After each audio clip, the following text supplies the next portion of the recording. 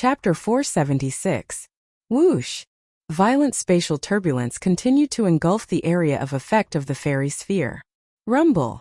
In the dark world where even space was annihilated, waves of destructive waves rolled back and forth, attacking in all directions. Kacha! Kacha kacha! The fairy sphere, which was known as an absolute defense spell, was swept away by the spatial turbulence. Along with the sound of cracking, cracks began to appear on the surface of the fairy sphere. In such a situation, a human and two gods began to fight with their lives on the line. Ah! Noah frantically poured the magic in his body into the fairy sphere, maintaining the existence of the fairy sphere so that the spatial turbulence would not affect him. Oh! Mekr, who had transformed into a bolt of lightning, kept rushing out. Against the spatial turbulence that could kill an ordinary person, he let out a furious roar. Ah! Even Welslana, who had turned into a gust of wind, seemed to have begun to fight with his life on the line. He carried an extremely terrifying curse power, attacking the surrounding spatial turbulence and attacking outside. In a sense, this human and two gods were challenging their own limits, just to survive in this chaotic battle.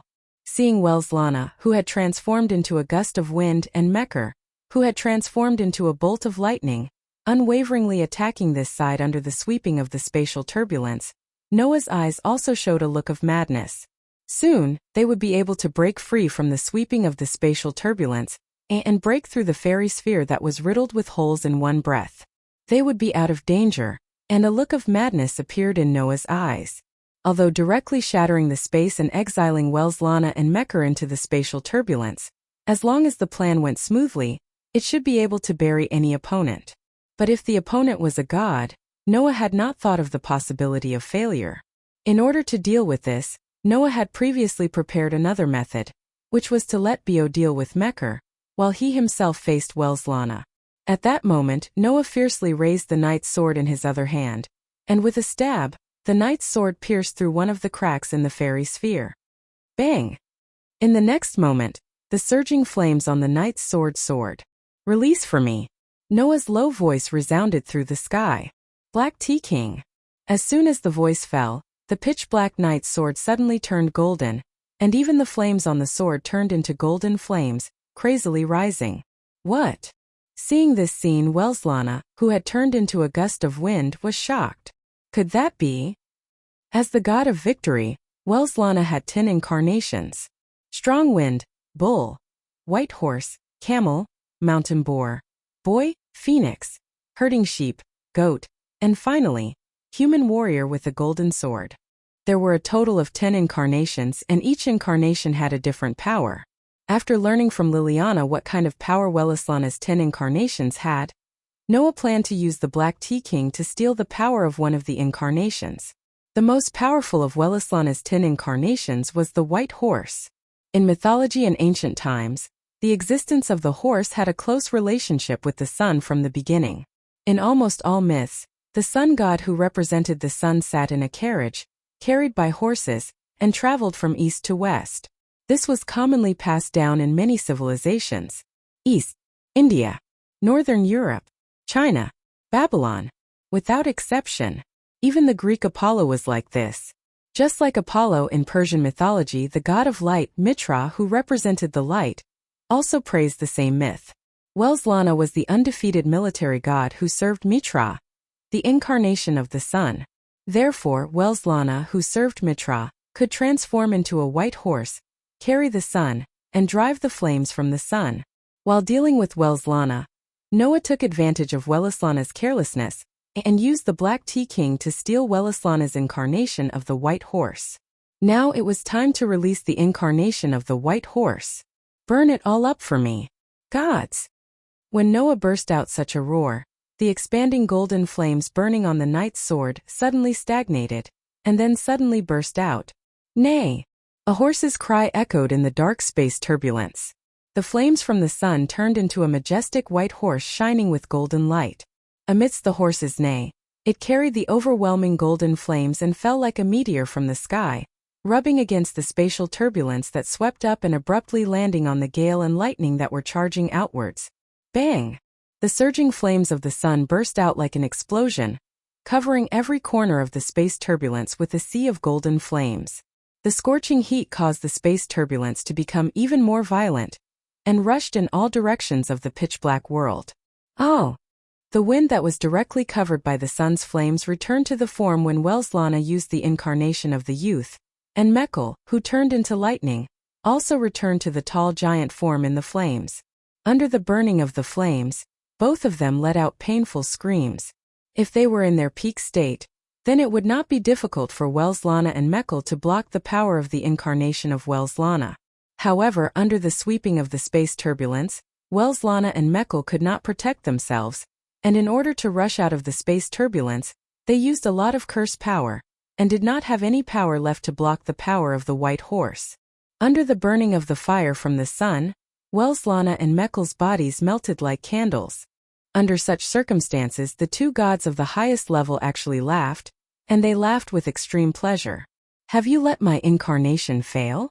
Welslana no longer made any resistance, and let his body gradually collapse under the sweeping of the sun's flames and space turbulence. His eyes shot straight to Noah, who was outside the huge sphere, and he laughed heartily. How amazing! Warrior! I admit that this is my failure, but there will not be a next time. Mekl's deafening thunder sounded. King of the Godslayer!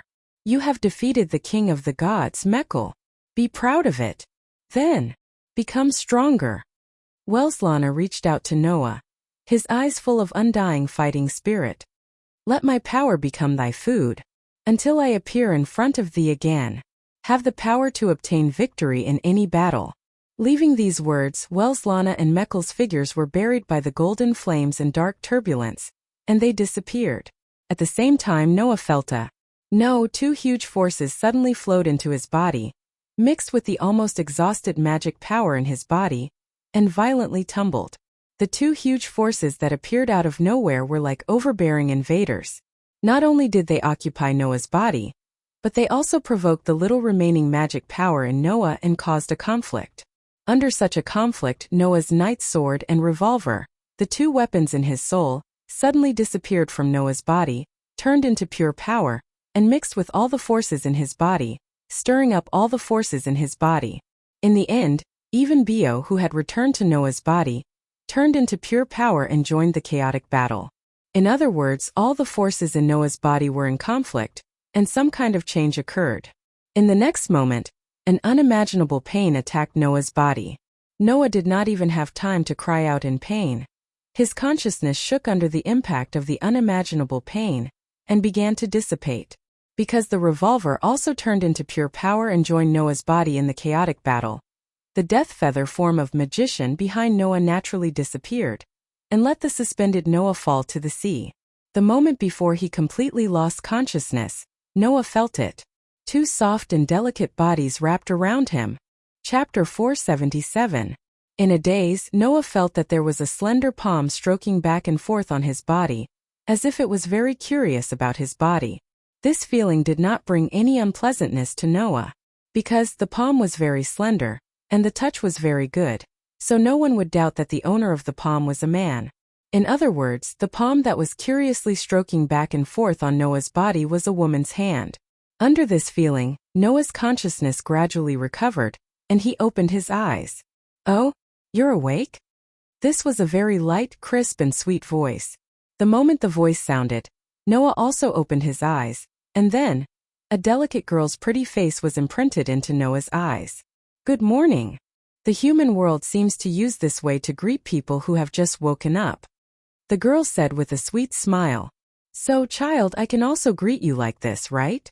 Noah finally reacted when he heard this. His eyes widened as he looked at the pretty face that was just inches away from him. Immediately, he abruptly leaped up and distanced himself from the young lady. Only then did Noah realize that he was in a space that he didn't know where it was. There was nothing around, everything in sight was gray, even to the end of the horizon except for gray there was nothing else. The only exception was Noah himself, and the girl who just knelt beside Noah lying on the ground.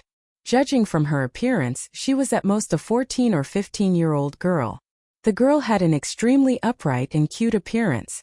Her figure was extremely slender, and she looked very young and tender. However, she had a very seductive temperament that made people feel that she had a seductive temperament. Unconsciously, they were immersed in this feeling. Therefore, rather than using the word beautiful to describe this girl, it was better to say that she had a young face and body, long golden hair, and wearing a thin white dress. The girl was really quite cute. Noah had never seen this girl before. Therefore, Noah was sure that he did not know this person at all. Why did he appear here? Who was this girl? One question after another made Noah speak hesitantly. You are Pandora.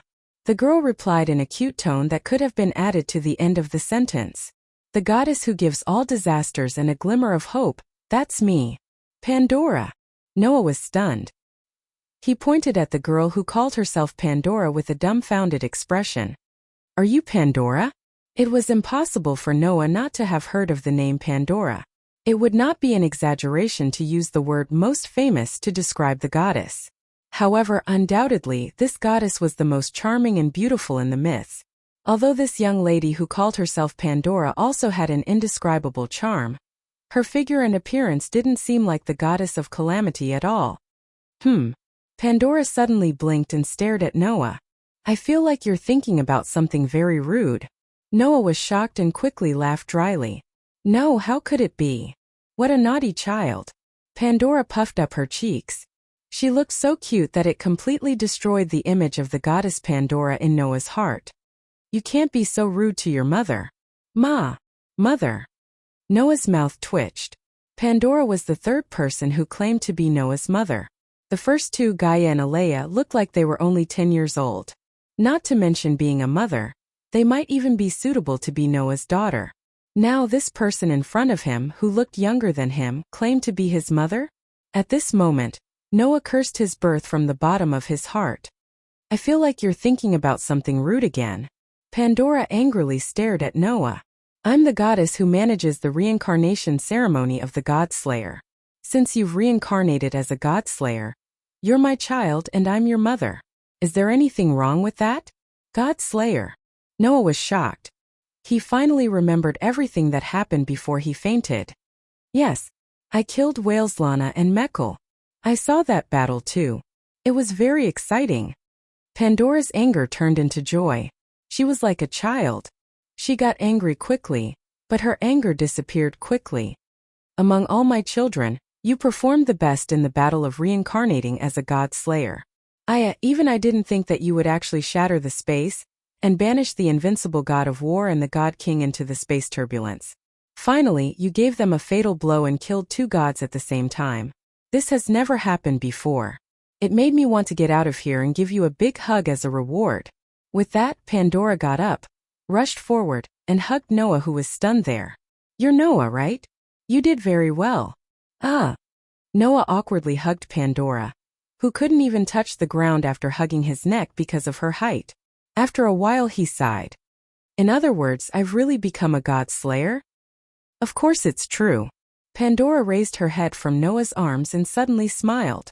With the reincarnation spell left behind by Epimetheus and myself, and with the gods as the sacrifice, I have indeed transferred the power of the Wuxia war god and the god King Mekl to you through a secret ritual, making you the new God Slayer.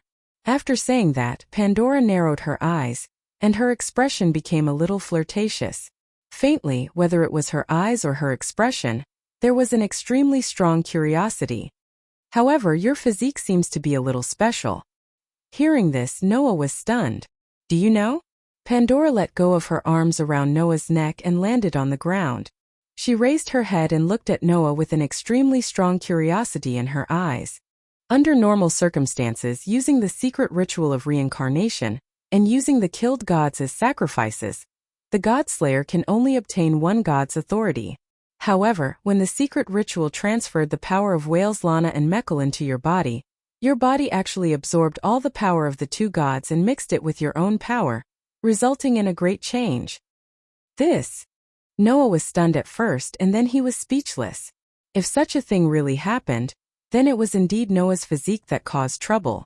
Although Noah was a human, he had the three physiques that even gods could not have. One of the three physiques was that he could absorb all the external power that entered his body for his own use, strengthening himself and increasing Noah's power. It was because of this physique that Noah could absorb all the power of Wuxia and Mekl for himself. However, what was that great change about? Could it be that it was the same as when he implanted the daybreak star pattern in the world of the absolute dual blades? The power that entered his body and his physique had a strange conflict, causing his own power to change? To be able to kill two gods at the same time, even if it is inconceivable, it is not absolutely impossible. However, to be able to absorb all the power of the reincarnated gods through the secret ritual is something that I have never encountered before. Pandora moved her head closer to Noah's face.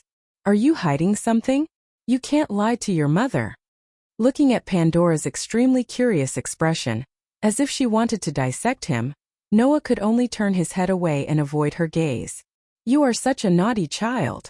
Pandora's cheeks puffed up, but after a while it returned to a cute smile. Forget it. Although I don't know what kind of changes the power of the god of war and Mekl have caused in your body, it must be good for you, right? Hearing this, Noah was about to nod, but his head suddenly felt dizzy and his vision blurred. Looks like it's time, Pandora said with a smile. Originally, you should have forgotten everything that happened here when you returned to your original world, but I don't know why this world actually accepted your existence. After you return, you shouldn't forget anything, so don't forget your mother. As soon as her voice fell, Noah's vision turned black, and he lost consciousness. Chapter 478. When Noah woke up again, a slightly familiar ceiling appeared in front of him. After sitting up, Noah found that he was lying on a bed and surrounded by the layout of a rather familiar room. If he remembered correctly, this room should be Noah's hotel room in Sardinia. Recalling the feeling of being hugged by two soft and delicate bodies before he fainted, Noah's expression slowly relaxed. Erica and Liliana? Other than Erica and Liliana, it should be impossible for anyone else to save Noah. This made Noah feel some gratitude toward Erica and Liliana. After all, if Electra and Liliana hadn't saved Noah, he would have either fallen into the sea and drowned, or he would have been swept into the spatial turbulence that broke through the fairy sphere and died without a doubt. Thinking of all the arrangements and plans he had made for that battle but almost died in the end, Noah could not help but sigh. Sure enough, killing a god is not something humans can do. With that said, Noah clearly felt that his body seemed to be different from before. Pandora said that when the power of Wuxia and Mekl entered Noah's body, the power in Noah's body seemed to have undergone a great change. Thinking of this, Noah frowned, closed his eyes, and sank his consciousness into his body. Then Noah discovered the changes in his body. First of all, Noah's bones now became harder than iron, perhaps harder than any alloy in the world. Secondly, rather than saying that the muscle fibers in Noah's body had hardened, it was better to say that they had become more difficult to tear. Coupled with the physique of a god slayer that he had learned from others, Noah had no doubt that once he entered a combat state, his body would instantly burst forth with a more powerful ability than adrenaline, allowing his body to enter the most perfect combat state and exert his greatest strength. Of course, the most significant change in Noah's body was that from today onwards, except for spells that were effective against gods, all other magic and magic would be completely ineffective against him, whether it was beneficial or not. This was a physical change. Furthermore, Noah felt that his strength had also undergone a significant change. The most intuitive manifestation was that Noah's originally extremely huge magic power had increased exponentially, at least 3 times. As for the others, such as the 2 weapons lodging in Noah's soul, some of the power that Noah could have used, and even the golden wolf bio, all disappeared. No, it did not disappear. Instead, it completely fused with a power sleeping in Noah's body. It was a power called authority. The power in Noah's body that originally belonged to Wuxia, Mekl, and a part of his own power had all fused together, forming an authority. Like Wuxia, it could change into 10 avatars of authority. However, due to the fusion of Mekl and Noah's own power, these 10 avatars had also changed. Sensing this change, Noah sent his consciousness, which had sunk into his body, deeper. Immediately, he saw an ancient stone plate. Around the stone plate, there were 10 patterns connected. That was the new authority that was born after the fusion of Noah, Wuxia, and Mekl's power. Sinking his consciousness into the stone plate, a large amount of memories poured into Noah's mind, allowing Noah to instantly obtain the information of the 10 avatars. Storm. An avatar formed by the fusion of Wellislana's strong wind, avatar, and Mechal's storm. It could cause a strong storm, and to a certain extent it could dominate the sky and summon a storm. Giant. An avatar formed by the fusion of Wellislana's bull avatar and Mechal's appearance. When using this avatar, one could obtain a strange power that far exceeded the limits, and its power was enough to split mountains and rivers. White horse. An avatar from Wellislana, able to summon the white horse that carried the sun and exorcised the flames from the sun. Dragon man. An avatar formed by the fusion of Wellislana's camel avatar and Mechal's dragon slayer avatar. When using this avatar, not only could one obtain a close combat ability that surpassed wild instincts and intuition, but could also transform one's body into a dragon's physique, obtaining a body that was comparable to a giant dragon's. To a certain extent, it could restrain dragon-type creatures and cause great damage to dragon-type creatures. Golden wolf. An avatar formed by the fusion of Wellislana's mountain boar avatar and the crush magic. It could summon the golden wolf Bio. Under this avatar, the golden wolf Bio not only had his own original transformation ability, but also had the powerful charging ability of the mountain boar avatar. It could create a shockwave that could crush everything. When using this avatar, the user could also obtain the ability to crush everything. Priest. An avatar formed by the fusion of Wellislana's youth avatar and Noah's rune magic. When using this avatar, one could obtain the ability to protect and dominate, shelter, and make humans obey. Only when using this avatar, the user could use the rune magic. Combined with the authority itself, not only did the rune magic increase the power of the rune magic, but it also became independent. It no longer needed to be in contact with the magic base to use magic of the authority level. Phoenix. An authority that came from Wellislana, able to obtain speed that surpassed everything. Elf. An avatar formed by the fusion of Wellislana's shepherd avatar and Noah's regenerative ability strengthened by the protozoan virus. No matter how serious the injury was, as long as it caused damage to the body, it could be expelled in a very short period of time, allowing the user to recover to their original state. Thunder. An avatar formed by combining Wellislana's goat avatar and Mechal's lightning authority. It could summon thunderclouds that formed lightning, and it could also turn the user into lightning, gaining the ability to control lightning. Warrior. An avatar from Wellislana, a fusion of Noah's nightsword and revolver. When the avatar has sufficient knowledge of the opponent, the avatar can weave spirits and form a golden sword to attack. If the avatar is used as an opponent, the avatar must have sufficient knowledge of the god's own divinity. If the avatar is used as an opponent, the avatar must have sufficient knowledge of the god's own divinity. If the avatar is used as an opponent, the avatar must have sufficient knowledge of the god's own divinity. If the avatar is used as an opponent, the avatar must have sufficient knowledge of the god's own divinity. If the avatar is used as an opponent, the avatar must have sufficient knowledge of the god's own divinity. If the avatar is used as an opponent, the avatar must have sufficient knowledge of the god's own divinity. If the avatar is used as an opponent, the avatar must have sufficient knowledge of the god's own divinity. If the avatar is used as an opponent, the avatar must have sufficient knowledge of the god's own divinity. In addition, Mechal seemed to have other powers, but those powers were too complex, so they were all directly turned into pure curse power, which was used to enhance Noah's magic. To put it bluntly, Noah's current magic, curse power, was definitely stronger than other god slayers, and a lot stronger. As for the 10 avatars' powers, although strictly speaking, it could only be regarded as one power, it could be used as 10 powers. Originally, this kind of power that could use multiple powers must have very strict restrictions, but these restrictions seem to have been eliminated because Noah had absorbed all the powers of Wellislana and Mechal, including the ability to limit. It had been completely integrated into Noah's power. When Noah did not use his power, he could enter a state of self-enhancement. Simply put, Noah's power had been redistributed. Now, without using power, Noah could only use magic bullet, strengthening magic, and the 3 major spells. The rest could only be used after using the corresponding power. For example, crush. Even if Noah still knew how to use it, There was no way to use it without using the avatar of the golden wolf. Because it had already broken away from the category of magic, it had become an ability of power. All these changes made Noah's frown deeper and deeper. Overall, my strength must have increased greatly. But there are pros and cons. It seems that I have to use some time to explore new powers. Chapter 479.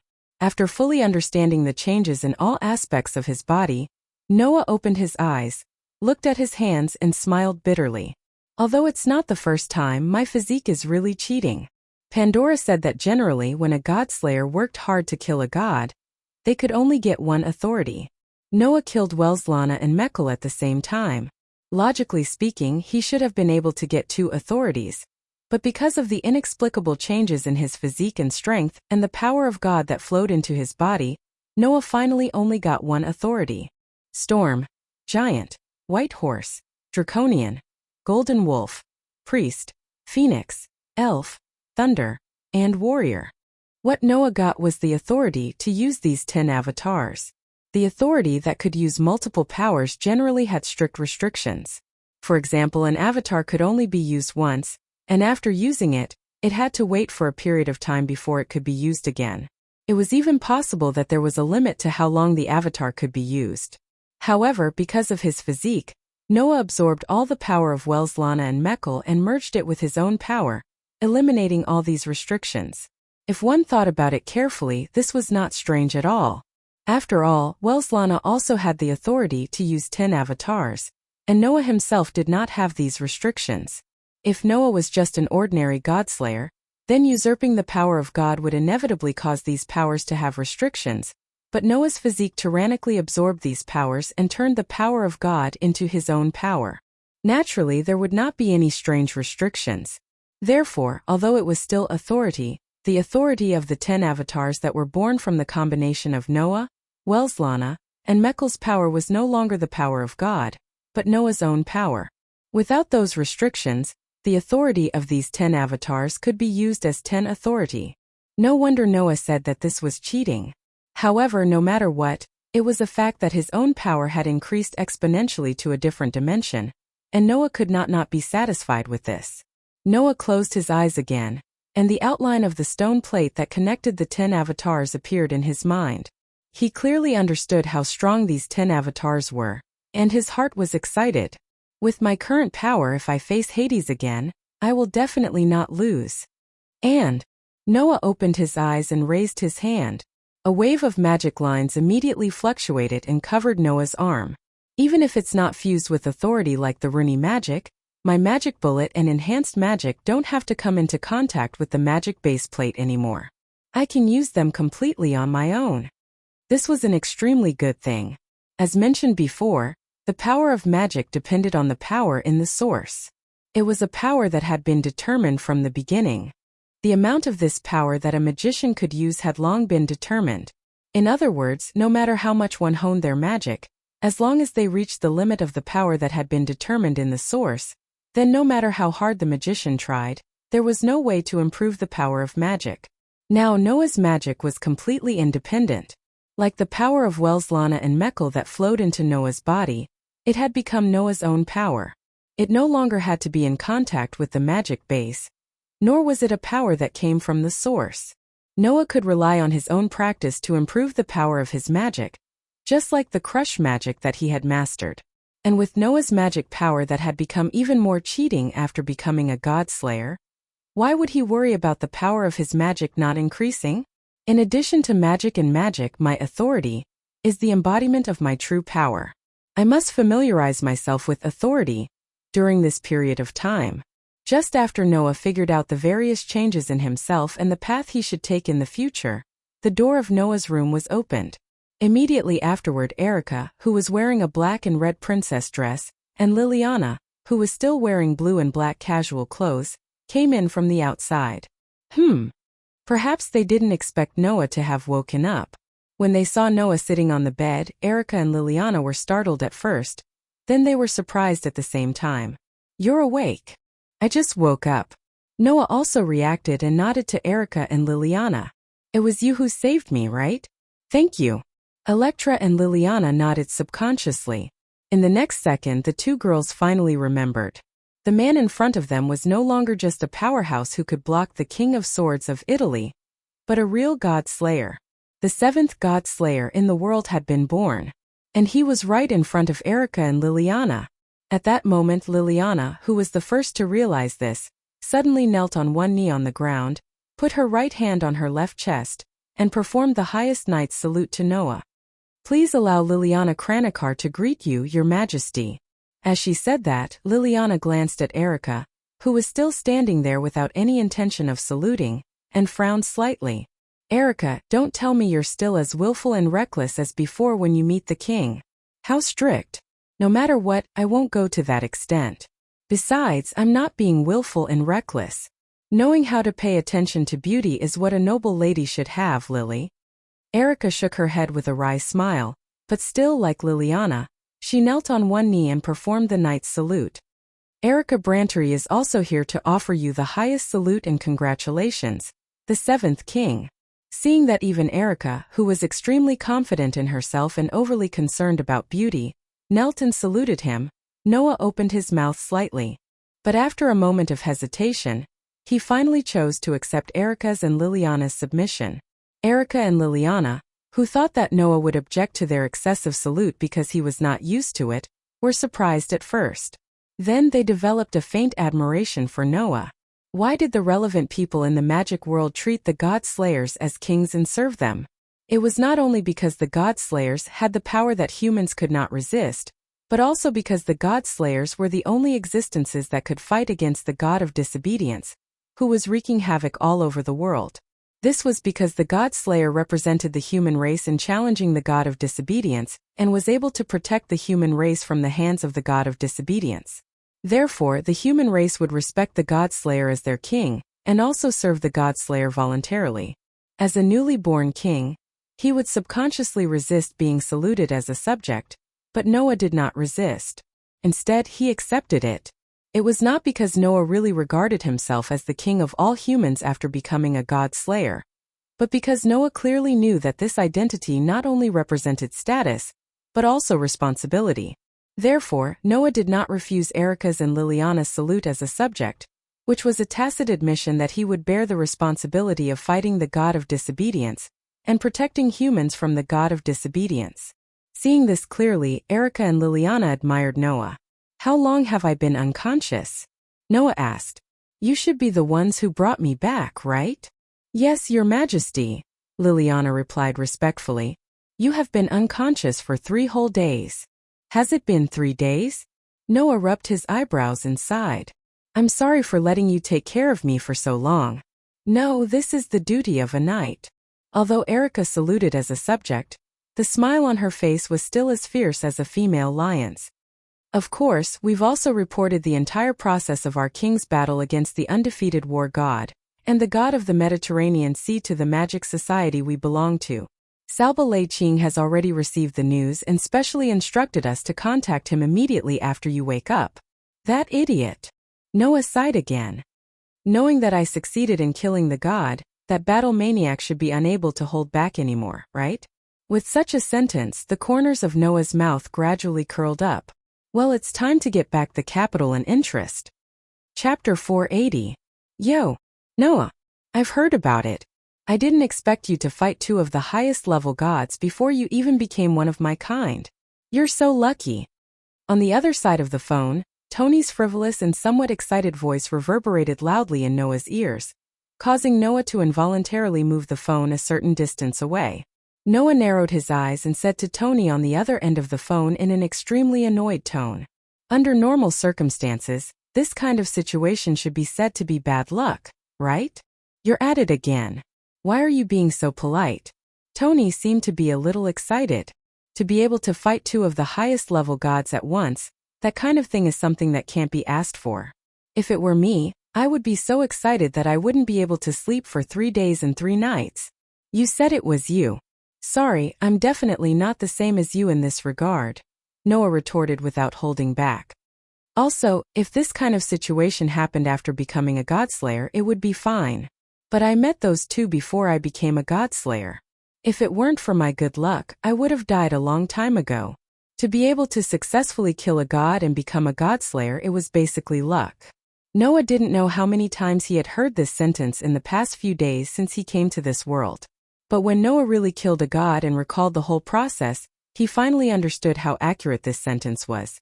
For example, Noah was able to successfully use the Black Tea King to steal Welislana's white horse because of Welislana's carelessness, underestimation, and luck. Another example was that he was able to perfectly buy the time to activate the fairy sphere. It was also because Mekl did not want to be outdone and wrestled with Bio. He even pressed Welislana under him. Otherwise, Mekl could have turned into lightning and escaped Bio's control. Then, under the attack of the spatial turbulence, the fairy sphere was able to survive and protect Noah from being affected by the spatial turbulence. At the same time, luck played a part in it. In the end, if Erica and Liliana hadn't arrived at the scene in time, Noah would have fallen into the sea and drowned. Wasn't this luck? With all these factors added together, Noah was finally able to kill two of the highest level gods at the same time. Although Noah's own strength and planning played a key role in this, the element of luck couldn't be ignored. Now that he thought about it, Noah felt like he was being watched over by the world.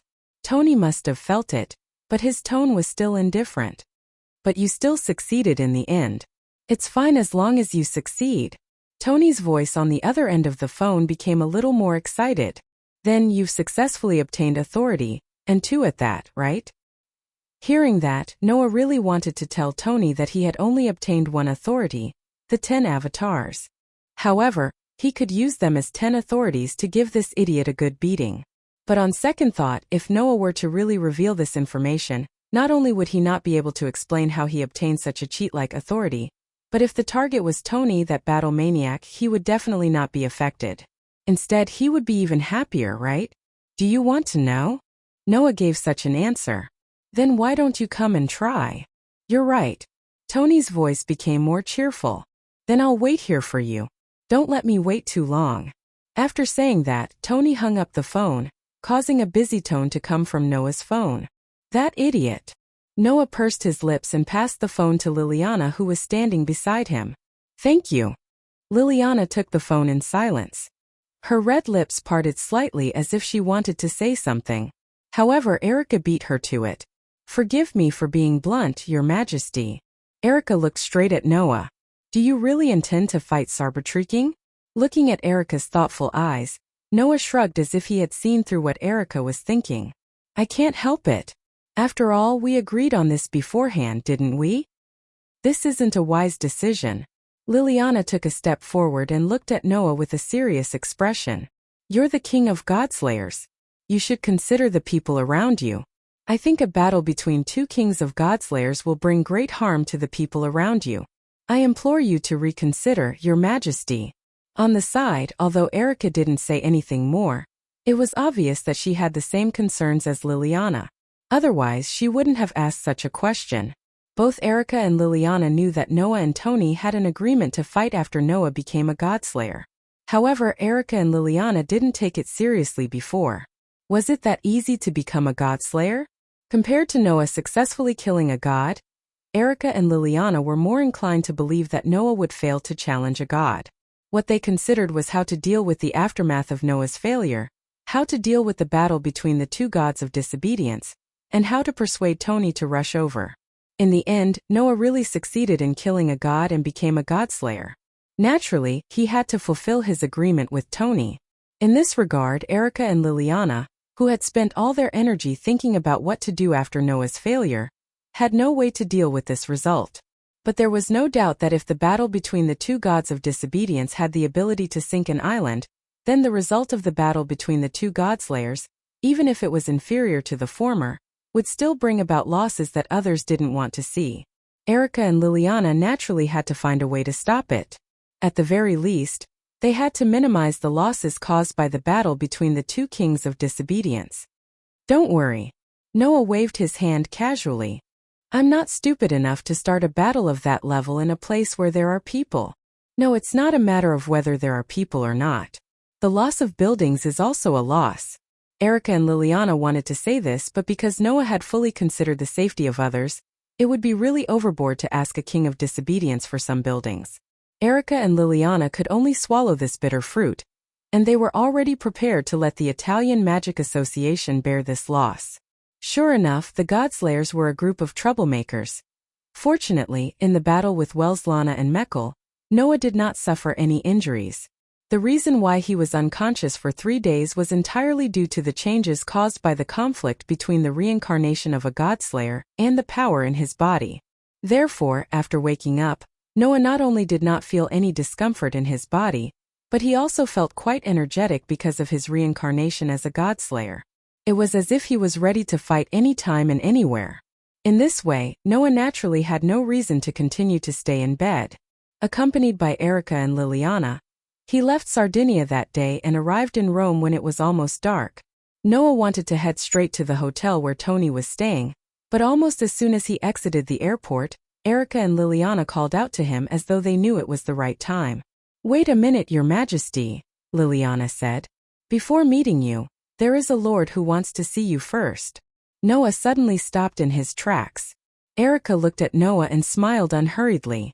"You should have heard of the Sage Council, right?" The full name of the Sage Council was the Sage Council of Greenwich. Noah heard from Andre that this council seemed to collect information about the Godslayers from all over the world and study the power of the Godslayer. They would also name the power of the Godslayer. To put it simply, rather than calling it an organization, it was more like an intelligence center and research facility that specialized in collecting information.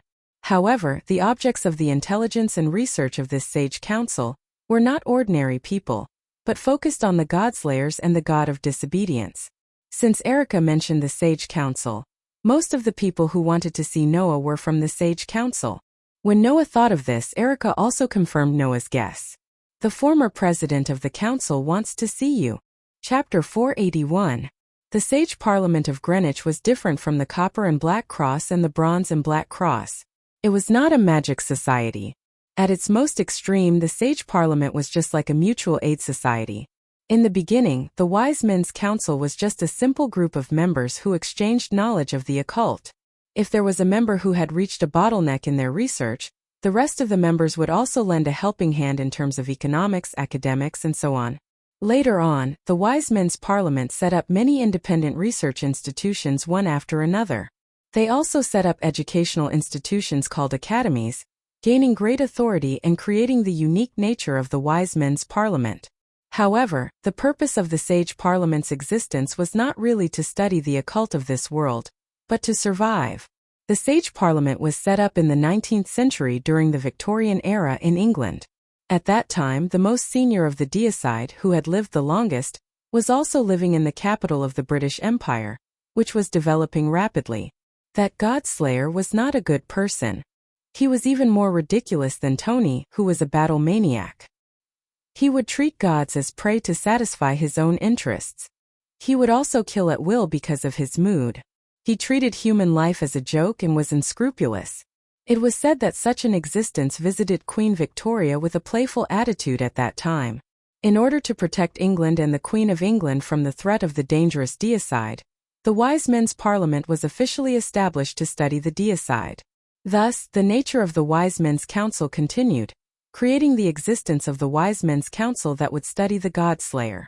Although the Sage Council was not a magic society, in order to research the Godslayer, the Council of Sages had gathered many people with sufficient power and ability. Among them, the most outstanding was the special advisor of the Sage Parliament, the former speaker with the title of Princess. It was said that the former speaker was an outstanding student, known as Princess. She was the daughter of Duke Goding.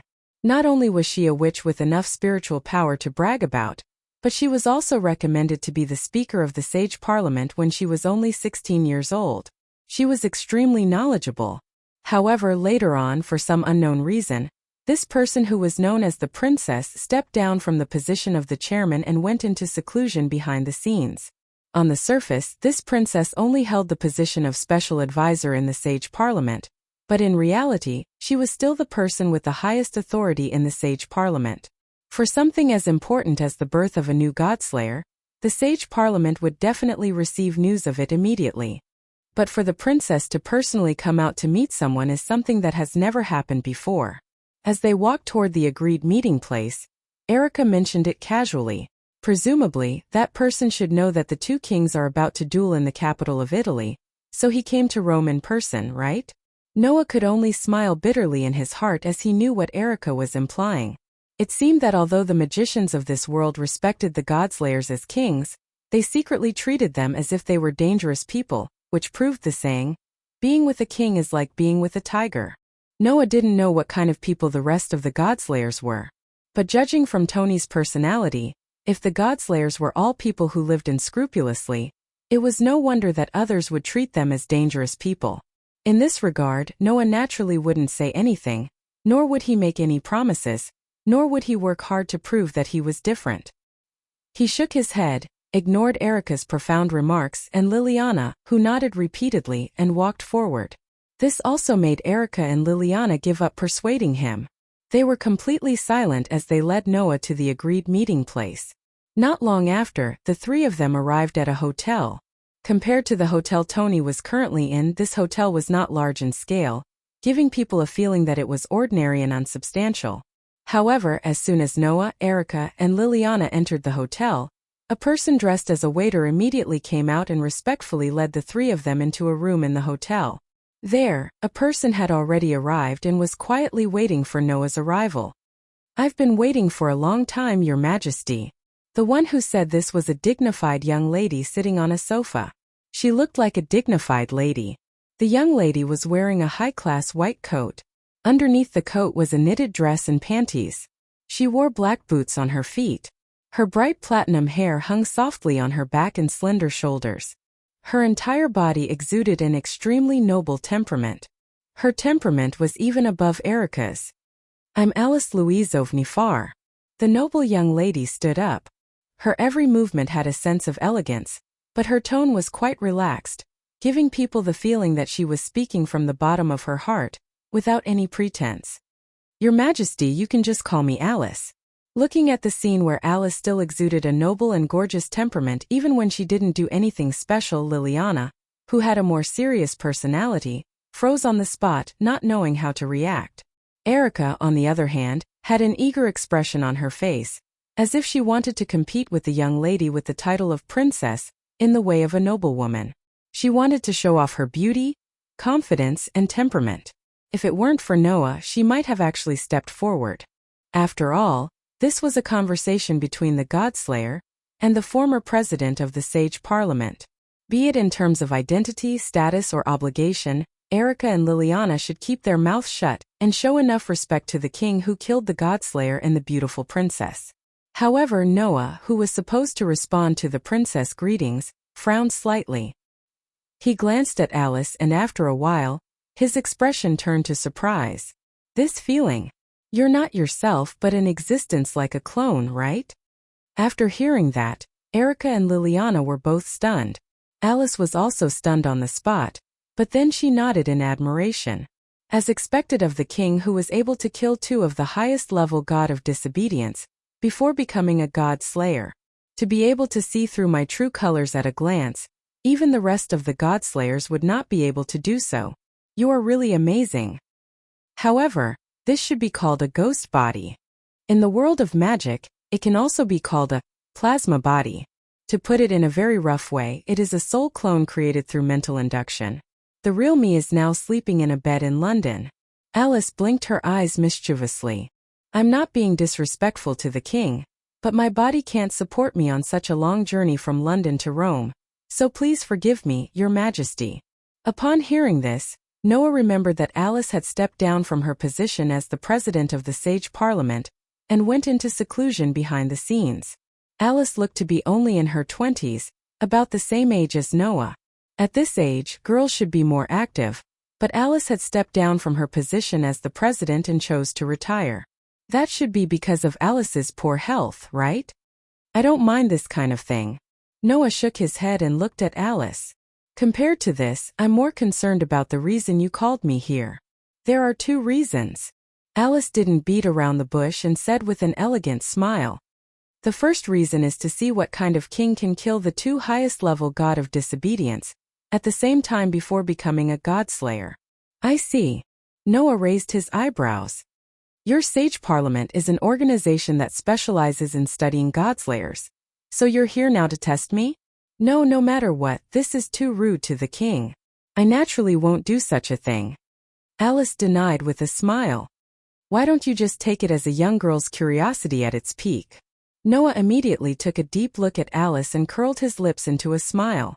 Then what's the second reason? I believe the king has already guessed it. Alice looked at Noah closely. It's about your duel with Qing.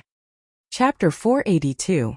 When Alice stated the second reason for her visit, Erica and Liliana both showed an as expected expression.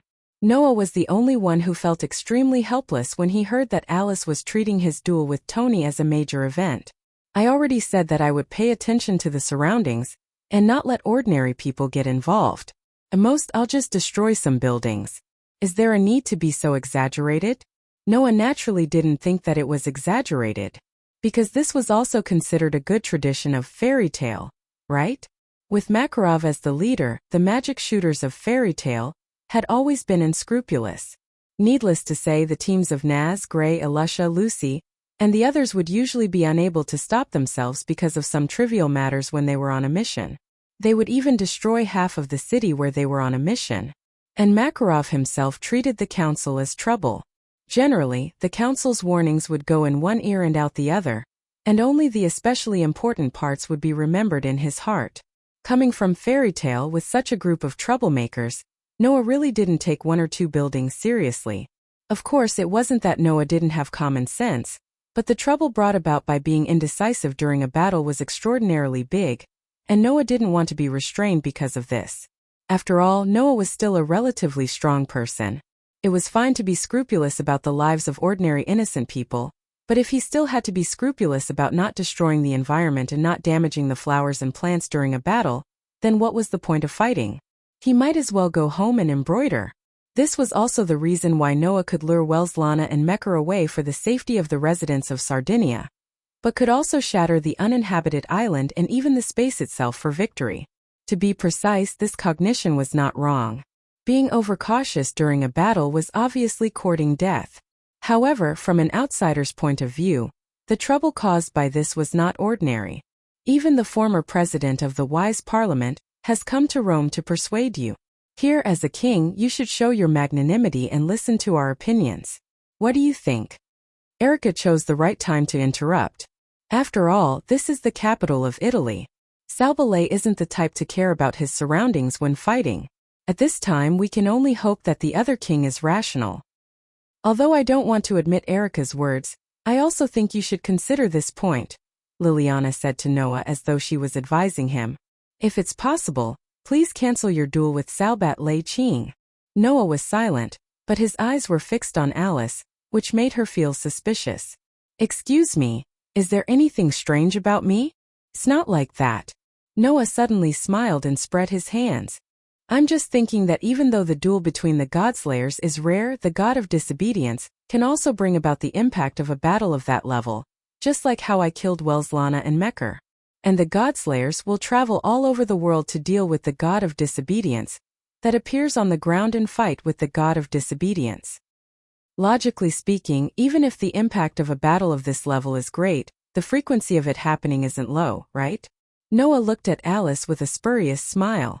Then, does the former president of the wise parliament stop every battle of this type?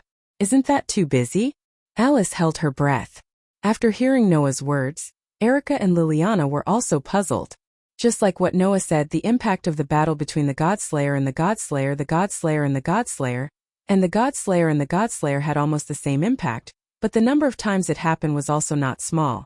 Under such circumstances, Erica and Liliana had never heard of Princess Alice personally taking action to stop a battle like this. She was indeed too busy. So, this time, why did Princess Alice take action personally? Was it because one of the Godslayers was just born? And killed two of the highest level gods at the same time? Why did she have to come and test the waters? In that case, there was no need to specially create a soul clone when she felt so unwell that she needed to abdicate, right? All right, Your Highness, you'd better state your purpose. Noah curled his lips. If you want to rely on such flawed persuasion to make me do as you wish, that won't work. This. Alice couldn't help but be at a loss for words and let out a bitter laugh. It seems like the king born this time isn't just an outstanding warrior, but also an incredible tactician. You're overpraising me. I'm not a tactician, but that doesn't mean that I don't know how to use my brain, Noah said with a smile. So, it won't work if you think you can fool me with some petty tricks. You're a princess. Don't tell me you want me to threaten you like a villain before you tell me the truth, right?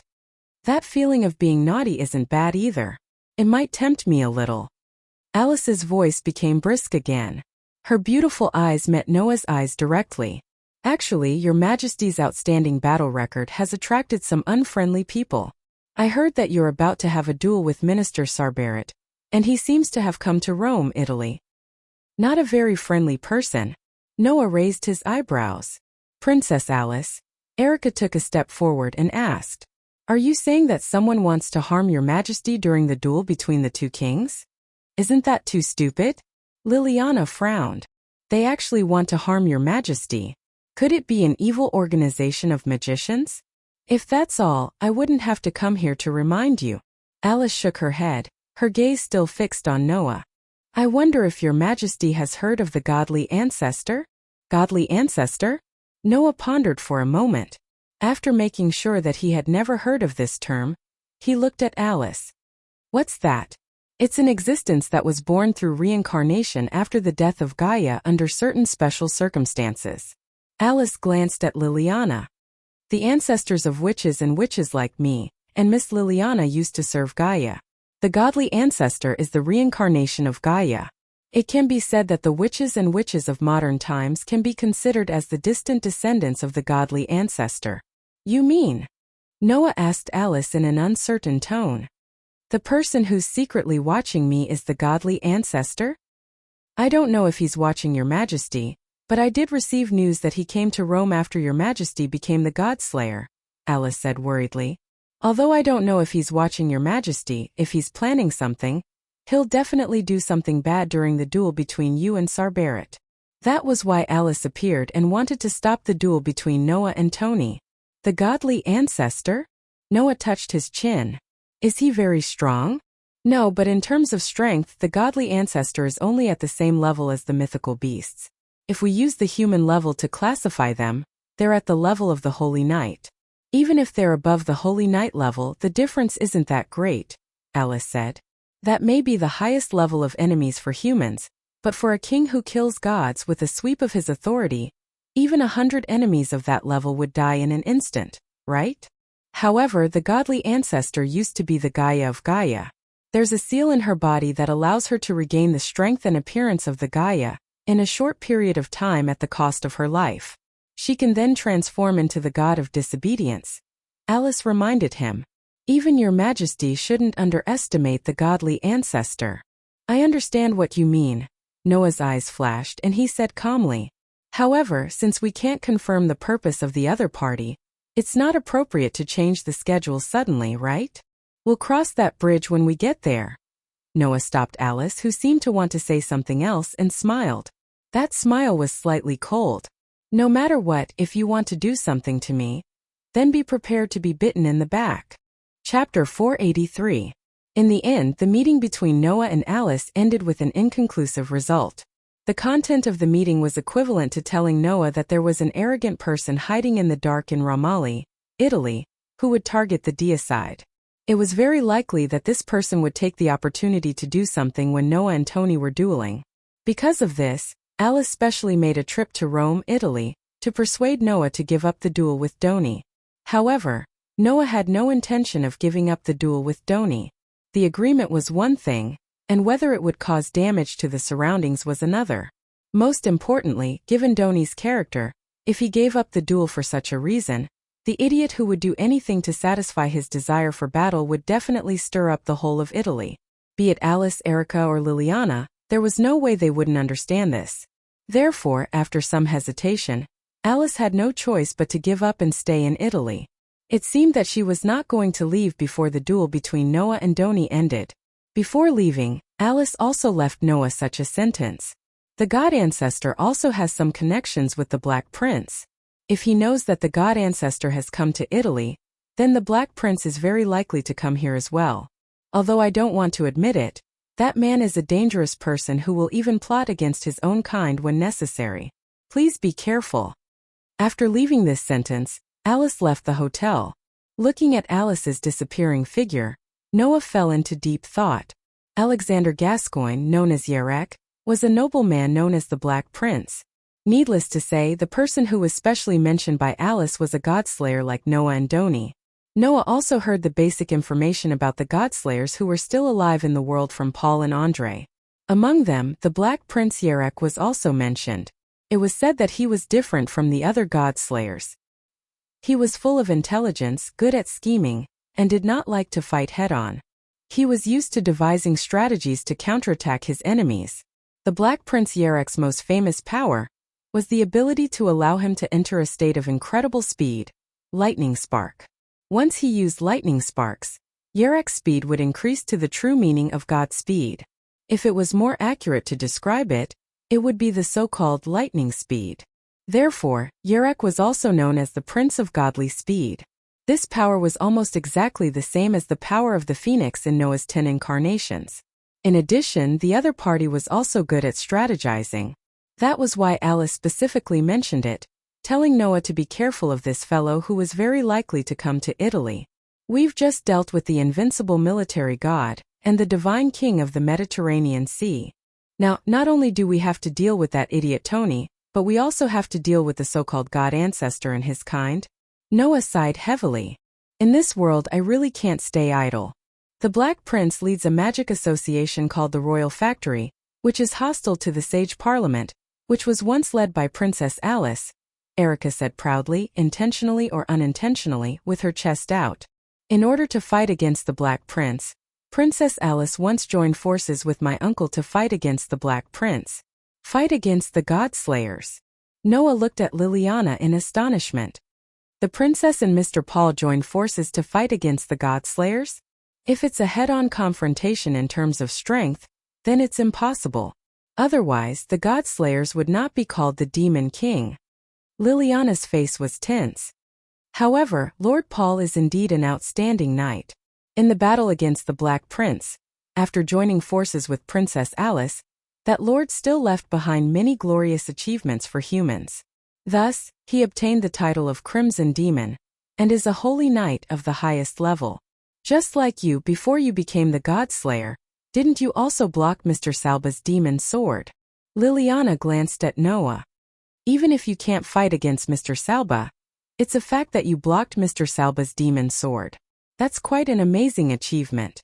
Compared to you at that time, Princess Alice and Mr. Paul only achieved a similar achievement after joining forces. But it's still amazing for the human race. I'm not afraid to tell you that my goal is to inherit the title of the Crimson Demon left by my uncle. No, it should be said that it's my ambition. It's something I must do. Erica had a fierce smile on her face. If the Black Prince really comes to Italy, I'm looking forward to fighting with him. Erica. Liliana was speechless. Don't tell me you really want to fight against the Godslayer?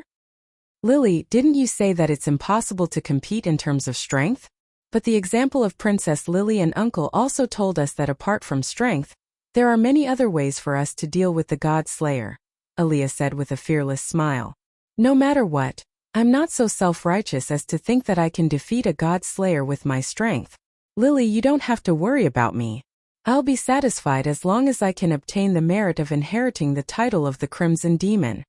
Liliana seemed to want to say something, but in the end she chose not to say it.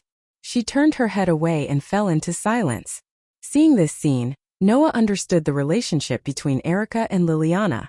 Although the Copper Black Cross and the Bronze Black Cross were enemies, Erica and Liliana were not only the only two prodigies in Italy who had obtained the rank of Grand Knight when they were still underage, but they were also childhood sweethearts. Each of them regarded the other as their competitor. Even if it was not obvious on the surface, Erica and Liliana did have a good relationship. They both cared about each other from the bottom of their hearts, right? Just as Noah, Erica, and Liliana fell into an indescribable silence at the same time, an extremely terrifying curse power and aura suddenly rose from the sky outside and gradually approached. Erica and Liliana were shocked at the same time. Their hearts tightened, and they subconsciously tensed up their bodies and entered a battle stance. This aura.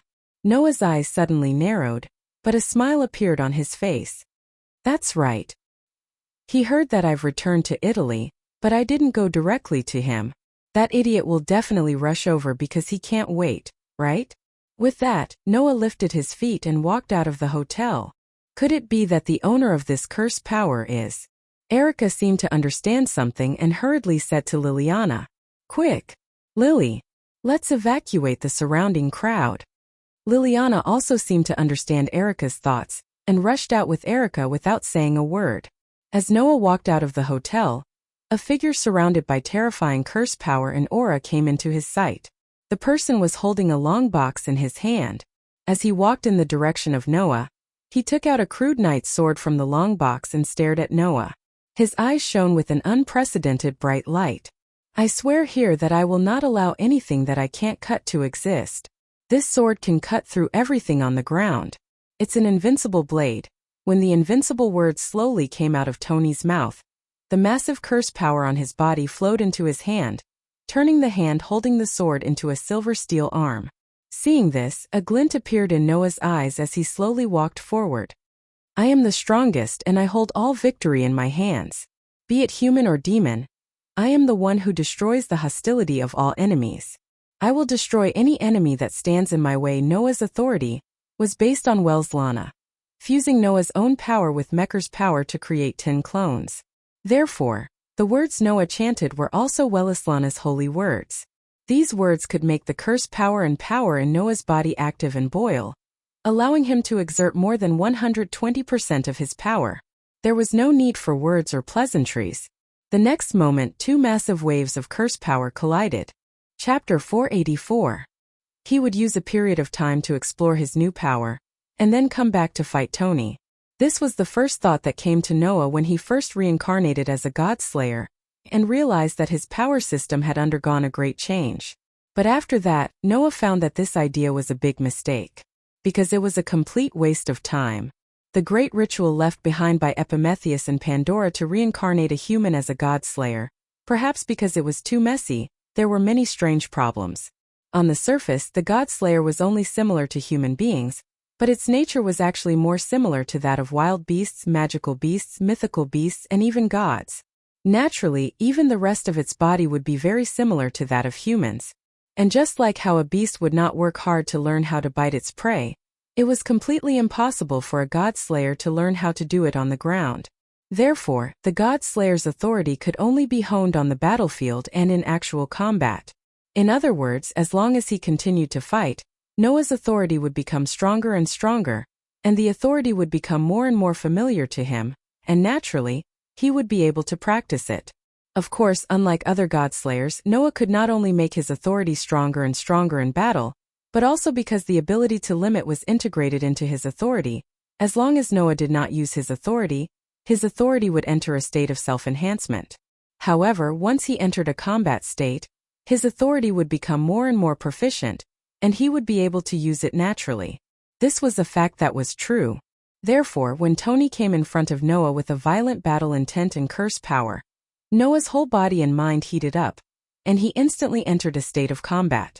It was at this time that the spirit of language, which made the curse power and power boil, and allowed him to exert more than 120% of his power, suddenly appeared in Noah's mind, and was chanted by Noah.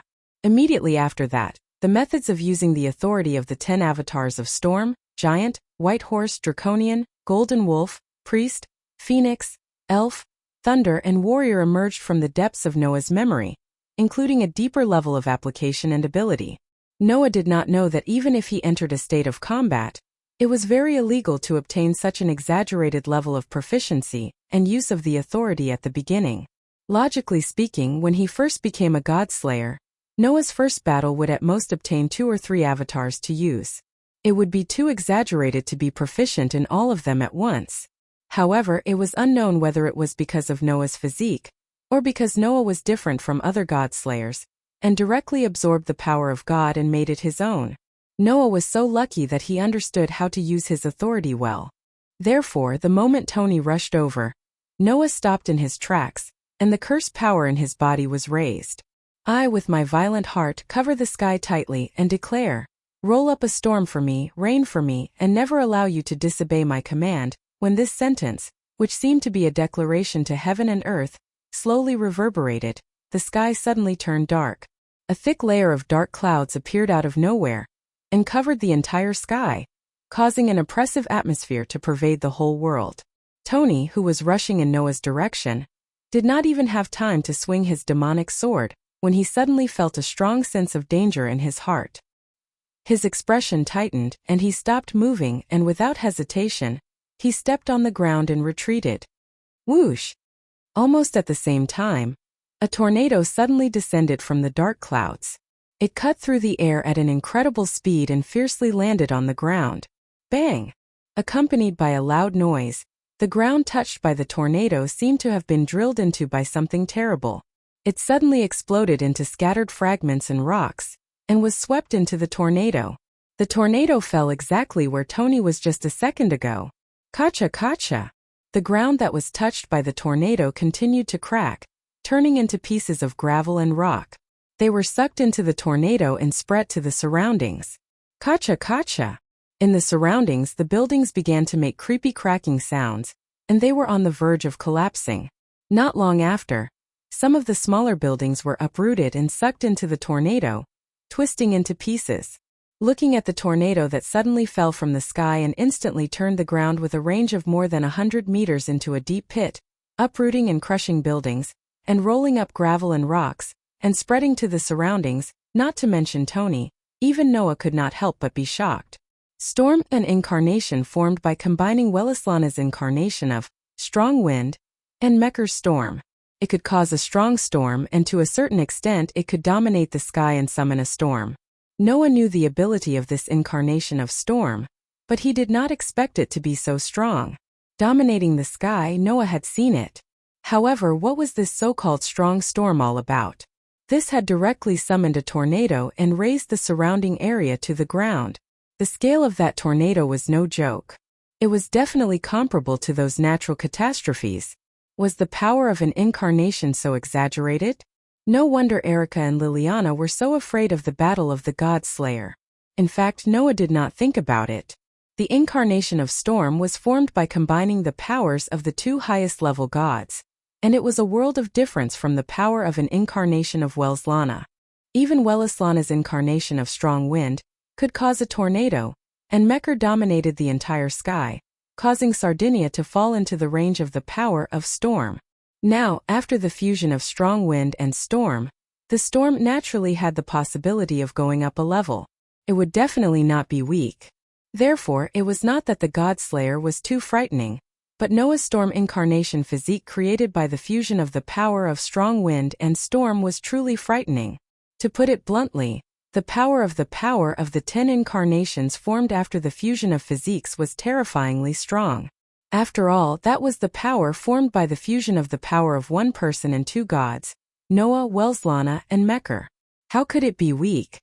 With the 10 incarnations, Noah's strength had already been raised to another dimension, and he was definitely not weaker than any God Slayer in this world. That was the truth. Oh! While Noah was still surprised by the huge scale of the tornado, on the other side, Tony was affected by the rapidly expanding tornado. With a loud cry, his body was directly involved in the tornado.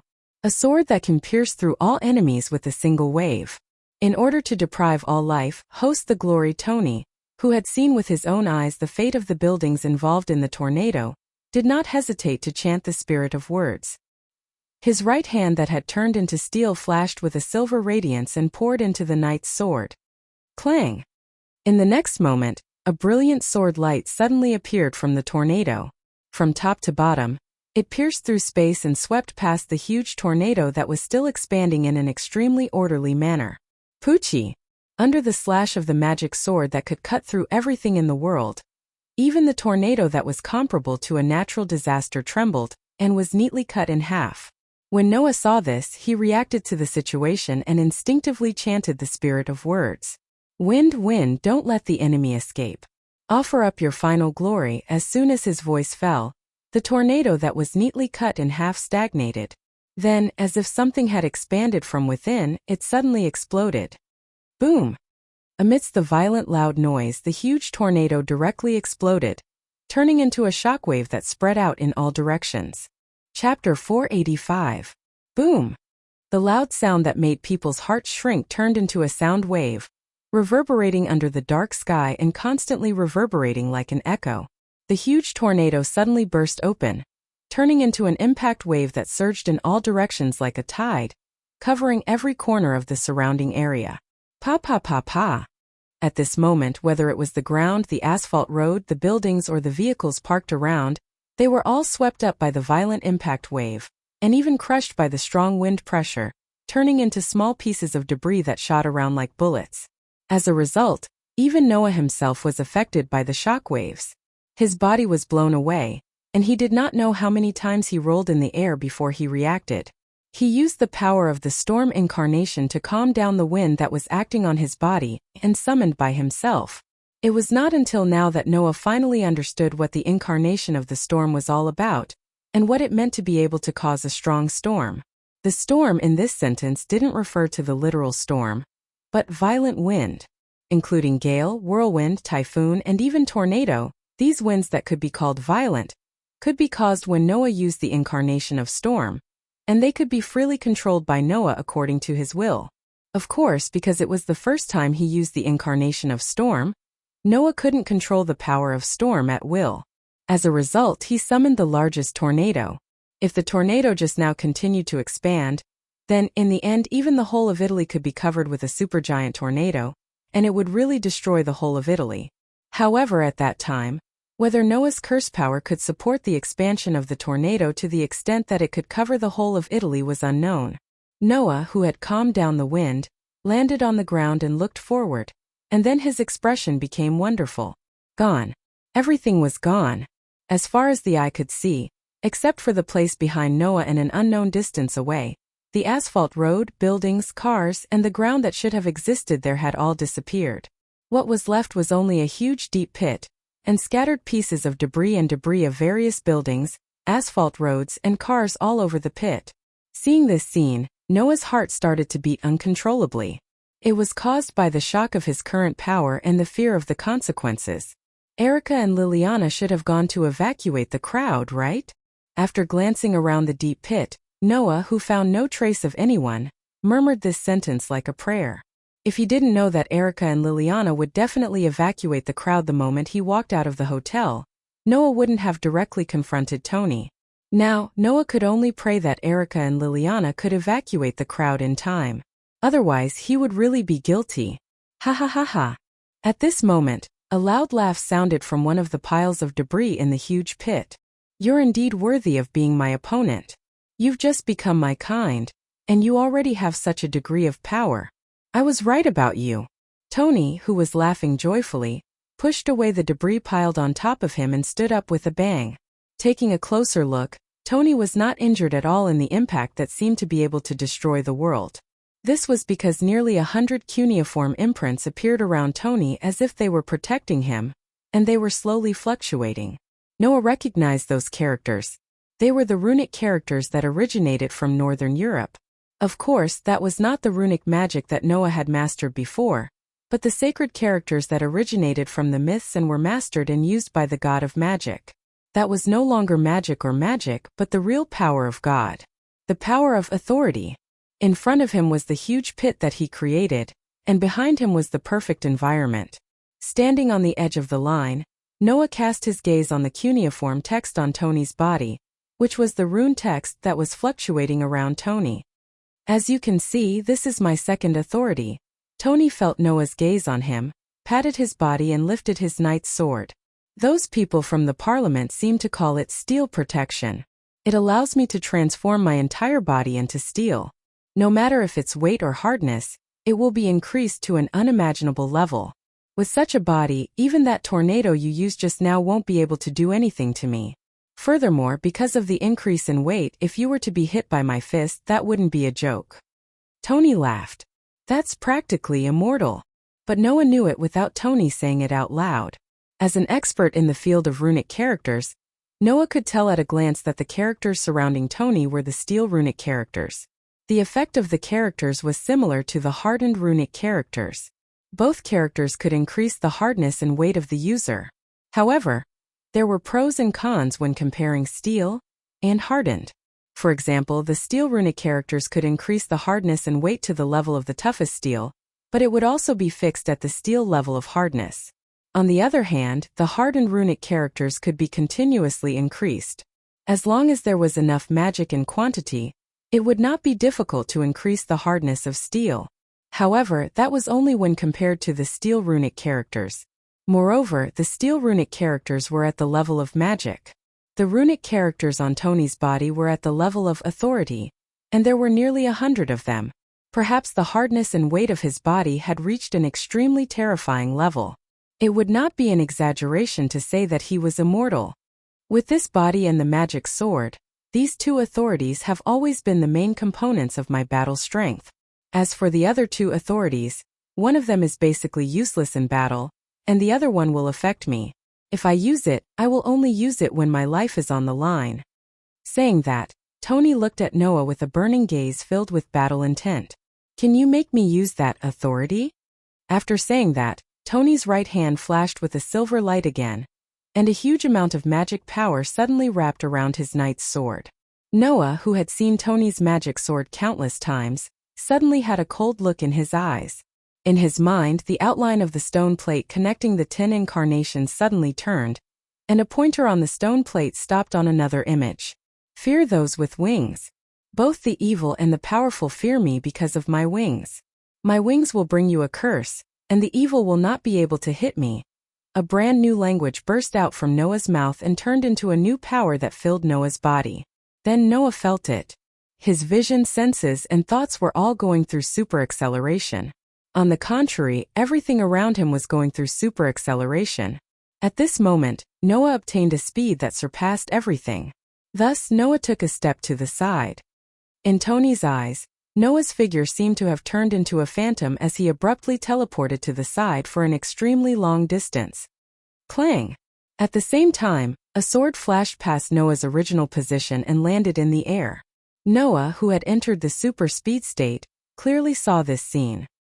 He curled the corners of his mouth and shot towards Tony like a phantom. Before Tony could react, he suddenly appeared in front of him and punched towards Tony's chest. However, what happened next shocked Noah greatly. That was because the fist that was supposed to hit Tony's chest drew a huge arc and hit empty space. Phoenix, the authority from Velislana, which allowed one to obtain a speed that surpassed everything. However, although Noah obtained a speed that was too high due to the excessive speed, his attacks could not accurately land on his target. Therefore, Noah's punch that was supposed to land on Tony's chest went past Tony's position due to the excessive speed. It was the same principle that if a person were to run at full speed, they would not be able to control their body due to inertia and would only be able to stop after a certain distance. This incarnation is a little troublesome. Chapter 486. Chi. Amidst the faint sound of breaking air, a figure suddenly flashed in front of Tony like a meteor. Then it directly passed by Tony and rushed to the back of Tony. That was the scene when Noah couldn't accurately control his attack, causing his fist to hit the air and his figure to directly pass by Tony. It was a tornado just now, and now it's super speed. Could it be that the tornado was the power that you stole from Mekkel, who controlled the sky, the storm, and the lightning, and this super speed was stolen from Velislana?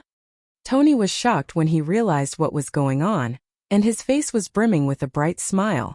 That's similar to Yarek's authority, but I heard that when he first obtained this authority, he suffered a lot because of it. There are a lot of problems with using this authority of Godspeed. It's not something that can do a lot of things. For example, the inability to accurately attack was one of the problems. In addition, entering the super speed state would make Noah's senses go through super speed. If he kept in this state, it would be like entering a world where time was constantly increasing, and it would make his senses dull. As for the other problems that would cause side effects to the body, they were eliminated by Noah's physique. Even so, there were many problems with the super speed brought by the Phoenix avatar. Also, although this speed is amazing, it's a pity that it's just speed, it's useless against me. Tony raised the knight's sword in his hand, and his eyes bloomed with a terrifying look like a wild beast. I've trained my eyesight a little too much. For example, I'll stare at the falling rain seriously and aim at one of the raindrops. The moment the raindrops fall in front of me, I'll swing my sword and cut the targeted raindrops in half. Thus, I've developed the ability called Mind's Eye in Chinese Wuxia novels. So no matter how fast you are, you can't hide from my eyes. The moment he finished speaking, Tony suddenly took a step forward, as if he could see through Noah's movements. He directly stabbed the knight's sword that was surrounded by a large amount of magic.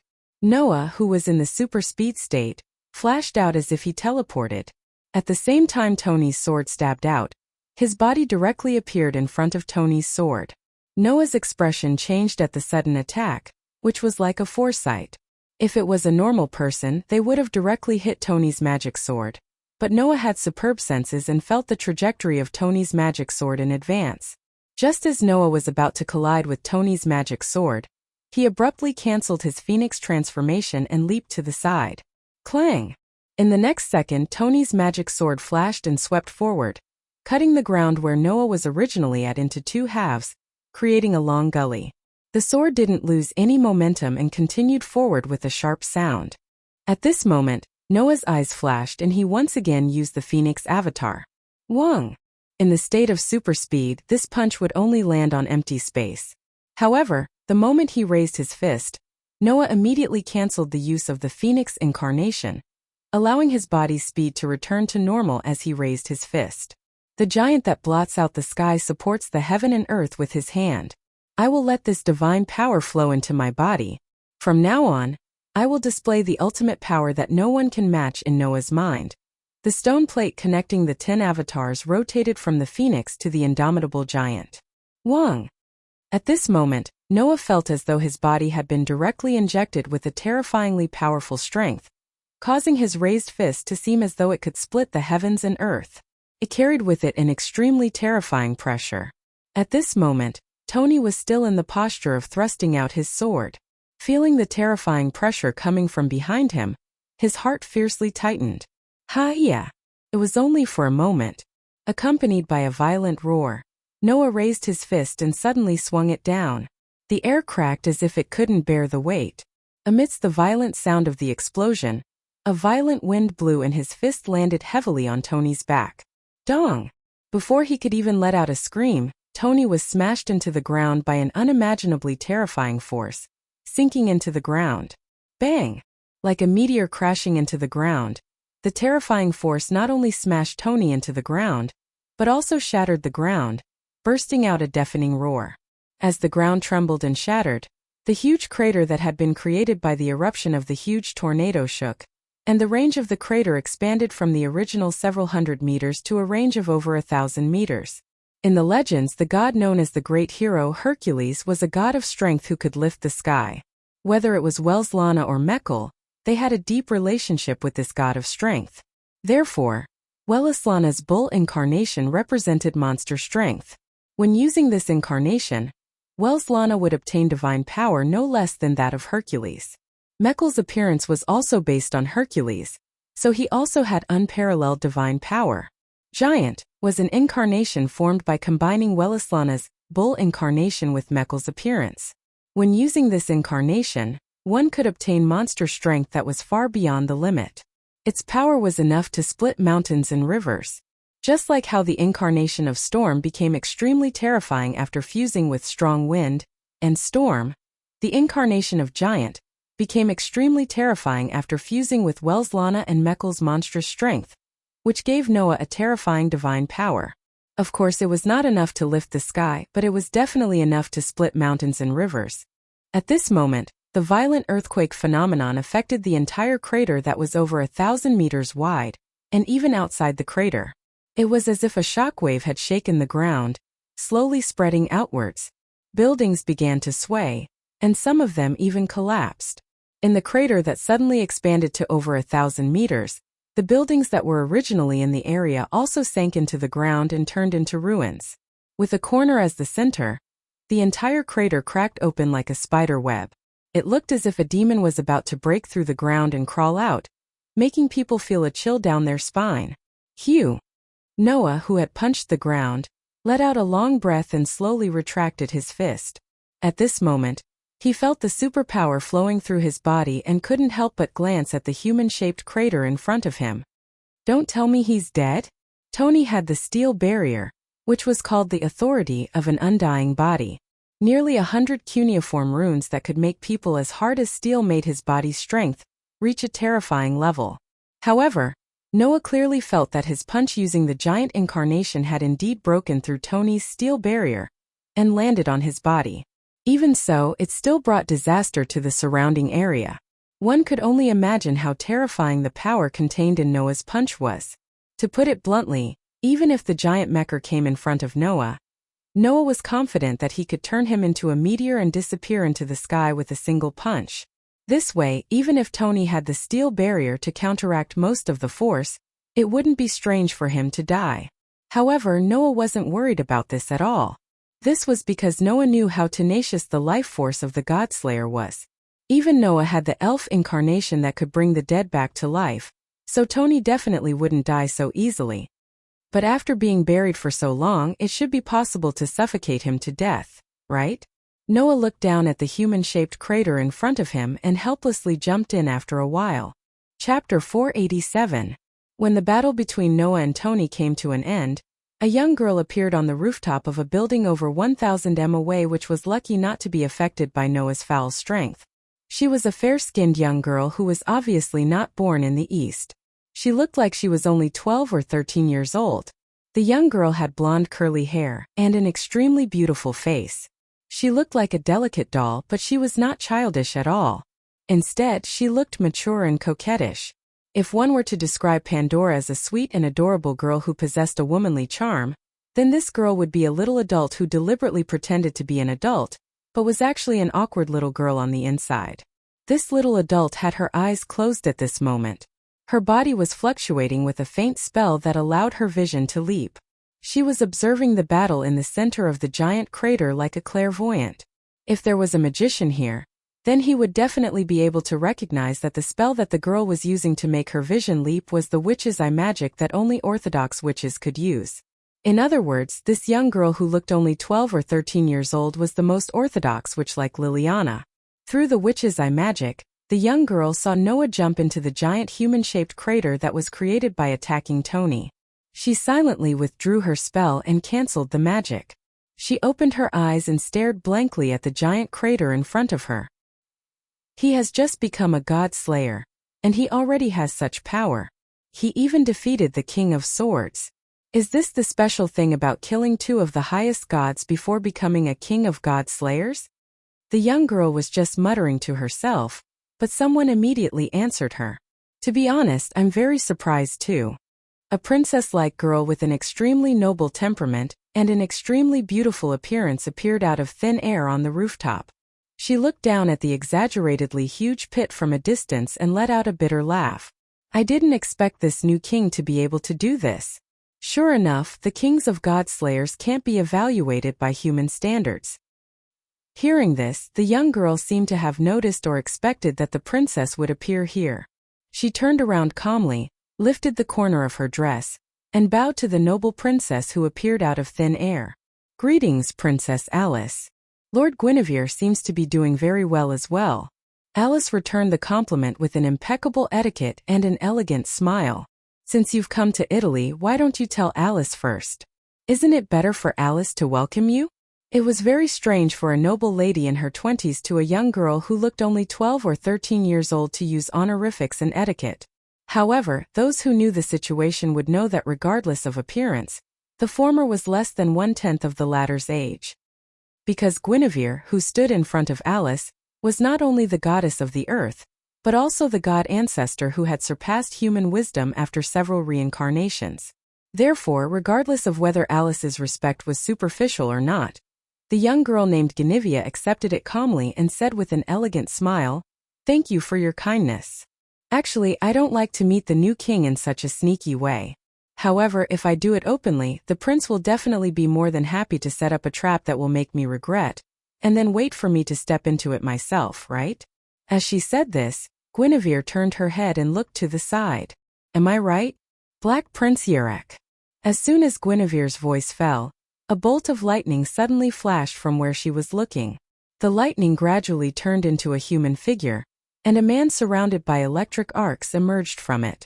The Wise Men's Council, once led by Alice, called this power lightning spark. It was the same as the incarnation of Noah's phoenix, which allowed the user to obtain the authority of lightning speed that surpassed everything. Yerek usurped this authority from the angel of lightning and illusion named Ramiel, who was also the god of disobedience, so that he could turn into lightning, enter the world of lightning speed that no one could surpass, and get the motor nerves that were as light as a cat. This authority of lightning speed was also Yerek's signature ability, and the core of his battle. He who was good at strategy would use this authority of lightning speed to create an advantage and use strategies.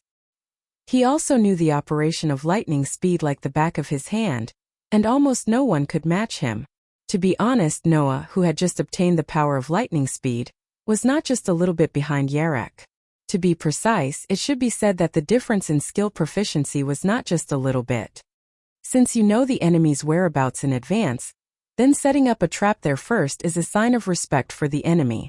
If you don't have this level of awareness, then why make enemies? Yerek said in an extremely calm and emotionless tone. He didn't seem to care at all. Besides, you're not the kind of person who can't deal with someone without using everything you can, right? Very realistic as always. Guinevere smiled sweetly. You'll make the women around you suffer if you say that. This man's vulgarity is not something that happened in a day or two, Lord Guinevere, Alice said sarcastically as if nothing had happened. So, it's a luxury to expect him to behave like a gentleman. That's right. Guinevere smiled. That's true. Shut up. Yerek's calmness disappeared without a trace in an instant, and his tone became a little rough. Don't use the social skills that you used to deal with women on me. Hearing that, Alice and Guinevere both laughed. The man and the two women were chatting like old acquaintances or even best friends. It seemed that they had a good relationship, but in fact they were not. The Sage Council, which Alice once led, was hostile to the royal factory, which was led by Yerek. And Guinevere was the common enemy of Alice and Yerek. In other words, the relationship between the man and the two women here was definitely not as good as it seemed on the surface. They were real enemies of each other. So, Lord Guinevere, you're here for the new king, right? Alice deliberately changed the topic and looked at Guinevere with a faint smile. I don't know if the seventh God-slayer can satisfy you? The smile on Guinevere's face froze for a moment, and then she fell into silence. That was natural. She was the goddess of the earth in her previous life, and she was the god ancestor in this life. In addition, Guinevere had been secretly carrying out the plan, so the former goddess was undoubtedly the enemy of all the God-slayers, and she also treated all the God-slayers as enemies. Now, not only was the seventh king born, but she also had that level of power as soon as she was born. Guinevere was probably feeling threatened, right? A human who can kill a god will become a God-slayer, but it is not so easy to kill a god. In the past, there was even a situation where 2 or 3 centuries passed without a single God-slayer being born. Of course, there are also situations where multiple God-slayers exist at the same time. Guinevere's expression became cold and indifferent. Now that there are 7 kings who can kill a god in this era, it is the end of the world, so that Lord absolutely must be resurrected. Because only he is the nemesis of the God-slayers, only he is the one who can end the fate of all the God-slayers. Leaving these words, Guinevere's body turned into a burst of darkness and disappeared on the spot. Looking at where Guinevere disappeared, Alice shrugged and looked at Yerek. That's what he said. What do you think, Alexander? What do you think, Alexander? Yerek glanced at Alice, and then his whole body flashed with electric light, and he swept into the sky, disappearing into the sky in an instant with a speed that was absolutely comparable to real thunder and lightning. Seeing this, Alice smiled happily. That man also feels pressure. As she said this, Alice cast her gaze at the giant pit that was thousands of meters wide, and the smile on her face disappeared, leaving only endless bitterness. But, if possible, I really hope that he can think about us who are dealing with the aftermath.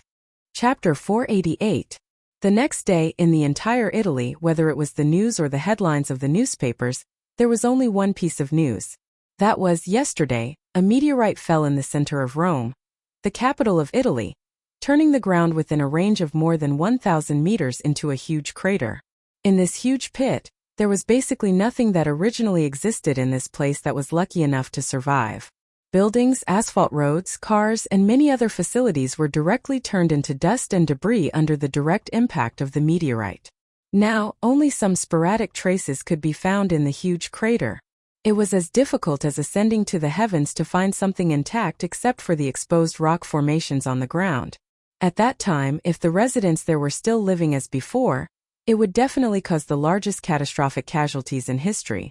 Fortunately, when the meteorite fell, the astronomical experts discovered the clues in advance and evacuated the people there. So this great disaster did not cause any substantial casualties to the Italian population.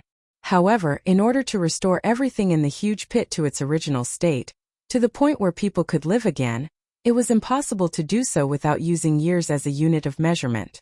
In a restaurant near the so-called meteorite crater, Noah fell into a state of speechlessness as he watched the news that was constantly repeated on the TV in the restaurant. Although fortunately, there were no casualties, it is said that this disaster caused a loss of more than 15 billion euros. Erica, who was standing behind Noah, was also watching the TV, but she seemed to be talking to herself as if nothing had happened. This number is only a temporary statistic. As the relevant work proceeds, it should continue to increase. On the side, although Liliana didn't say anything, a trace of grief appeared on her face, more or less as if she was heartbroken about the losses caused by such a disaster. Of course, Liliana wasn't heartbroken about the huge loss, but her upright character made her blame herself. The factor that caused this huge disaster was right next to me, but I couldn't stop it. Can I still be considered a knight? Listening to the intentional or unintentional sarcasm of Erica and Liliana, the corners of Noah's eyes twitched, and he felt somewhat unnatural. Noah knew that once he fought with Tony it would definitely lead to some losses, but he originally thought that it would at most be the loss of some buildings. Who knew that it would cause such a huge loss comparable to a meteorite hitting a city directly? Although it was also because it was Noah's first time using the 10 incarnations, so he couldn't control his authority very well, it should be noted that in the duel with Tony, Noah only used the power of 3 incarnations. What's more, the Phoenix incarnation only brought Noah speed that surpassed everything, but it didn't have any destructive power. In other words, Noah only used 2 incarnations to cause this disaster. It was that exaggerated. However, it couldn't be helped. After all, whether it was storm or giant, in terms of destructive power, Noah's 10 incarnations were definitely among the best. After combining the power of Noah, Welslana, and Mekker, the power of the 10 incarnations was much stronger than Welslana's 10 incarnations. There was really no way to cause this situation. Humph, humph, humph, humph. While Noah was comforting himself with the excuse of having no choice, the other culprit who indirectly caused all of this was humming a song while drinking wine and eating meat in big mouthfuls. He was having a great time. Watching Tony, one of the culprits, still doing whatever he wanted while the TV in the restaurant was still broadcasting the news about the meteorite disaster. Erica was speechless at once while Liliana looked like she had given up on herself. Because they had been with Noah for a while, Erica and Liliana both knew that Noah was different from other godslayers. They more or less had some common sense, so Noah would still listen to what they said. However, even if Doni destroyed the whole of Italy, this idiot would still be singing and living a carefree life, not to mention a meteorite-level disaster, right? In this case, what's the use of saying more? Even Noah narrowed his eyes like a dead fish and sighed helplessly. Why didn't my punch kill you at that time? Noah's punch directly broke Tony's steel barrier. To be honest, if Tony had taken the full blow with his flesh and blood, even if the bones of a god-slayer were comparable to the hardest metal in the world, he would still be dead. The problem was that Tony didn't take the full brunt of the punch. No. Didn't I say that I almost thought I was going to die at that time? Tony said in a relaxed tone that was not at all like he had just encountered a life-threatening situation yesterday. If I hadn't used my power of desperation when you punched me, I would definitely be dead now. Tony had killed 4 gods in total, so he possessed 4 powers. During the battle, Tony had mentioned that apart from the rending silver hand and the steel barrier, one of his other 2 authority was completely useless in battle, and the other was only used when he had to put his life on the line. Yesterday, Tony had used his power of desperation when Noah punched him. After that, the Sage Parliament called this power of Berserk God. It was the power of desperation that Tony had usurped from Dionysus, the god of wine in ancient Greek mythology. and power of desperation that can strengthen or activate all mystical powers and make them go berserk? Noah could not help but murmur. Because when you use it, it will affect you as the user, making you unable to control your own power of desperation. That's why you said you would only use it when you need to put your life on the line, right? That's right, Tony said heroically as he chewed on a piece of meat. Although my silver hand and steel barrier are very powerful, sometimes there will be a troublesome god of disobedience that even these two powers cannot handle. Usually, I would use this power of desperation to make everyone within a certain range unable to use their mystical powers. They could only fight me with their swords. This is also my last chance of victory, so I can only use it when I need to put my life on the line. When Noah's fatal punch was about to hit Tony, Tony used this authority to make Noah's giant incarnation enter a state of uncontrollable state. Thus, when the giant form went out of control, Tony had relied on the steel barrier to withstand the blow. However, he was still knocked into the ground by the power of the giant form that had gone out of control. Tony, who had almost lost his life underground, once again used the steel barrier. This power of desperation was the power of desperation that Tony had stolen from the Norse hero Siegfried. In addition to being able to turn Tony's body into steel, both the weight and hardness of his body would be increased by leaps and bounds. The steel body also allowed Tony to not be suffocated or afraid of low temperatures and enter a state of suspended animation. Tony, who had entered a state of suspended animation, managed to survive the crisis and only woke up this morning. He was full of energy again. But you really are a scary guy. Even when your power of desperation is out of control, you were still able to break my steel barrier and make the ground look like that. Tony said heartlessly. Undoubtedly, that power of desperation has many problems, but you were able to find a way to solve them in an instant and catch me off guard. You're really something. Once Noah's phoenix form was used, it had the weakness of not being able to attack accurately. But in such a situation, Noah came up with a solution on the spot. First, use the power of desperation, and then dispel the power of desperation when it was time to attack. This way, not only could he perfectly unleash his power of desperation, he could also use his power of desperation to attack. Undoubtedly, you have only defeated 2 gods. How can you have 3 powers? Tony asked doubtfully. Tornado, power of desperation, and divine strength. How did you do it? Chapter 489. As long as one was in the magic world, they had already received the information that Noah had killed Welslana and Mekhl, and had become the 7th godslayer. However, no one knew what kind of authority Noah had obtained after killing these 2 gods. But there was no doubt that Noah had killed 2 gods, so he should have obtained 2 authorities. This level of speculation was still very easy to come by. After all, for a long time, every godslayer could only usurp one of the powers of the disobedient god after killing it. Noah had killed 2 gods of disobedience at the same time, which meant that he had usurped 2 authorities. This matter had long been confirmed in everyone's mind. However, when dealing with Tony, Noah had used 3 abilities. He had summoned a tornado that was comparable to a natural disaster. He had obtained a speed that surpassed everything. The power was enough to split the mountains and rivers. 3 abilities. That's 3 authorities, right? Tony was more and more confused. Why do you have 3 authorities? Hearing this, Noah was about to answer, but Erica, who knew Welslana better than the idiot Tony, muttered to herself for a moment, and then spoke out her guess first.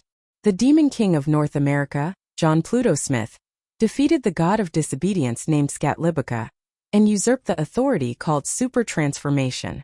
That's the authority that allows one to transform into various forms and exercise the ability that can only be used in that form. Liliana seemed to have the same guess as Erica. And the undefeated god of war Welslana of ancient Persia also had the power to use 10 avatars and 10 abilities. To be able to use more than 3 abilities, the king should have usurped the authority, similar to the Demon King of North America, right? The authority that summoned the tornado should be the power of the god King Mekhl. After all, the god king was the god of the sky who controlled the storm. Although Welslana had the avatar of the strong wind, he was not that strong and could not control the sky. But the king controlled the sky that day. Erica said, As for the authority of the super speed, it should be the power of Wellislana's Phoenix avatar and the Bull avatar. Am I right? I've heard about the authority of the guy who lived in North America, but I never understood it. Tony scratched his head that could not store much energy and asked, is it possible to get so many abilities from a god? It is possible, but it also means that there will be a lot of strict restrictions. Liliana answered Tony's question honestly. I heard that when the Demon King of North America uses the super transformation, not only does he need to offer a designated sacrifice for each avatar before he can use it, but after every avatar is used, he can't use it again for 7 days. If the king also usurped a similar authority from Wellislana, then there will be various restrictions when and after using it, right? Erica smiled brilliantly as if she had great confidence in her statement. Although I don't know if the king has all 10 avatars of Wellislana, the more avatars there are, the more restrictions there are. For example, the avatars can only be used under certain circumstances. After using them, they can't be used for a period of time. There might even be side effects. Oh, I see. You can do that? Tony was enlightened. Immediately after, he looked at Noah with excitement in his eyes. In other words, you have other avatars' powers that you haven't used yet? Seeing how Tony, Erica, and Liliana summarized his authority in such a short time, Noah was stunned and did not know whether to laugh or cry. Should he say that he was too smart for his own good? Never in their wildest dreams would the three of them have thought that Noah possessed not two, but one authority. However, that was a foul authority that was born after fusing with Noah's own power. Whether in terms of power or practicality, it was comparable to 10 authorities. Of course, the three of them would never have thought that because of Noah's domineering physique, all the powers of Wellislana and Mekl were absorbed by him, eliminating all restrictions. Now, instead of saying that Noah was using his authority as a god slayer, it was better to say that he was using his authority like a god of disobedience. After all, if these powers were his, of course there would not be so many restrictions. Wasn't Wellislana also able to use 10 avatars at will? Noah was in a similar situation. Well, that was good too. Since Doni, Erica, and Liliana all thought that Noah's authority was like that, Noah did not have to explain too much.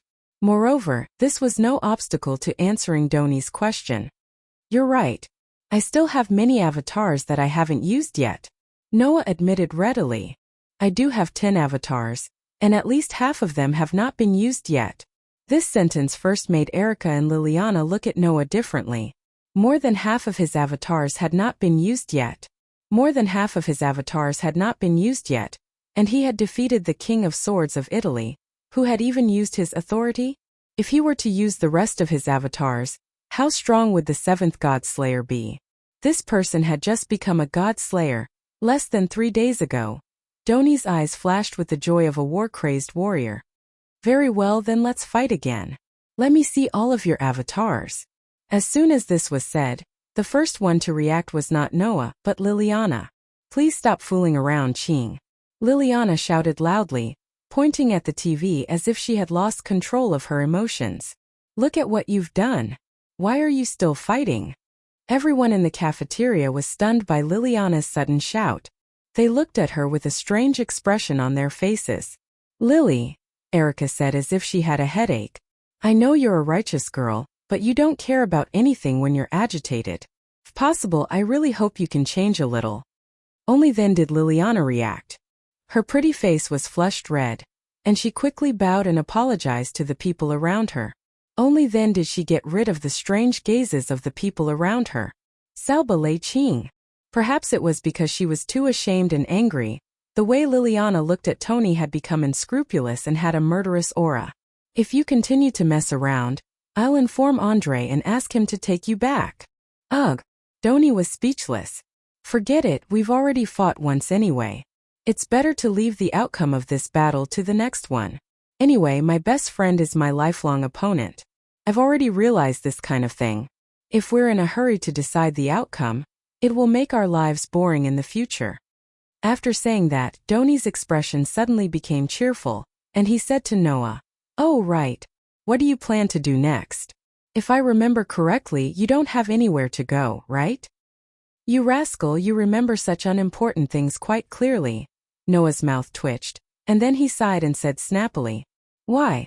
Is the king of Italy going to chase me out of his territory? How can that be? If you want to stay here, you're welcome," Doni said straightforwardly. Then he rolled his eyes and chuckled. "Actually, I have something here that I've been hesitating about whether to do or not. Since you're free, why don't you join me and join in the fun?" When they saw the mysterious look on Doni's face, not to mention Noah, even Erica and Liliana instinctively became vigilant. "Ching," Erica said bluntly. "Don't tell me you're thinking of doing something that might lead to serious consequences again?" "Ching," Liliana also said righteously. "If you're planning to do something again, I'll bet everything about Liliana Kranikar that I'll stop you." Well, don't be nervous," Doni said with a smile. "I won't do anything." However, looking at Tony's smiling face, Noah, Erica, and Liliana all understood what was going on. This guy was definitely plotting something. Chapter 490. On the same day, Doni, Erica, and Liliana all said that they had to return to the hotel where almost all the heads of magic societies in Italy had gathered because of Doni's summons. The entire process from Doni's summons to Noah killing Welslana and Mekker to the battle with Doni seemed complicated, but in fact it was only less than 10 days. In less than 10 days, Doni had been waiting in the hotel for Noah to become the Godslayer, and for Noah to come back and fight with him. And since Doni continued to stay in the hotel, the heads of the magic societies in Italy that had gathered because of Doni's summons naturally couldn't leave in a hurry. At the very least, no one had the guts to turn around and leave without the permission of the King of Swords. It was also because almost all the heads of the magic societies in Italy had gathered in the same hotel that Doni declared in a very high-profile manner that he wanted Noah to become the Godslayer to fight with him. When the news of Noah's success in slaying the god spread, the news of the birth of the seventh king spread all over Italy. If it weren't for the heads of the magic societies in Italy staying in one place and Doni's unusually high-profile declaration that attracted everyone's attention to Noah, the news of Noah becoming the Godslayer wouldn't have spread so quickly. Hence, while Paul, Andre, and the others were still at the hotel, Doni, Erica, and Liliana naturally had to return to the hotel first. On the way, Doni also forcibly brought Noah back to the hotel with him. Both Electra and Liliana were on full alert at this moment. The two girls didn't forget that Doni was planning to involve Noah in it. Italy had suffered losses of more than 15 billion euros because of Noah. If Doni, a simple-minded fool and troublemaker, was allowed to run around with the new king who had extraordinary strength, the world might really be doomed. Therefore, Erica and Liliana kept an eye on Noah almost the entire time, not giving Doni any chance to get close to Noah. Perhaps the two girls would continue like this until they returned to the hotel. Noah was speechless. Why were they all treating him like he was a troublemaker? Since Noah knew that he was too powerful, he would naturally pay attention to himself and not cause such exaggerated losses, right? Erica and Liliana simply treated Noah as a child who would be led astray by Doni. It was as though Noah would definitely mess around with Doni if they didn't keep an eye on him. How could Noah not be speechless? If it were any other time, Noah would have slipped away long ago after being watched like a prisoner.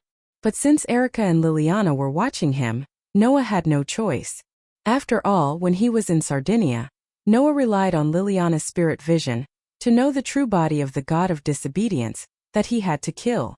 And because of Erica and Liliana's knowledge, after learning from the two girls that Welslana had the incarnation of the white horse, Noah thought of using the black tea to plunder this power and cause the final blow, allowing him to succeed in killing the god.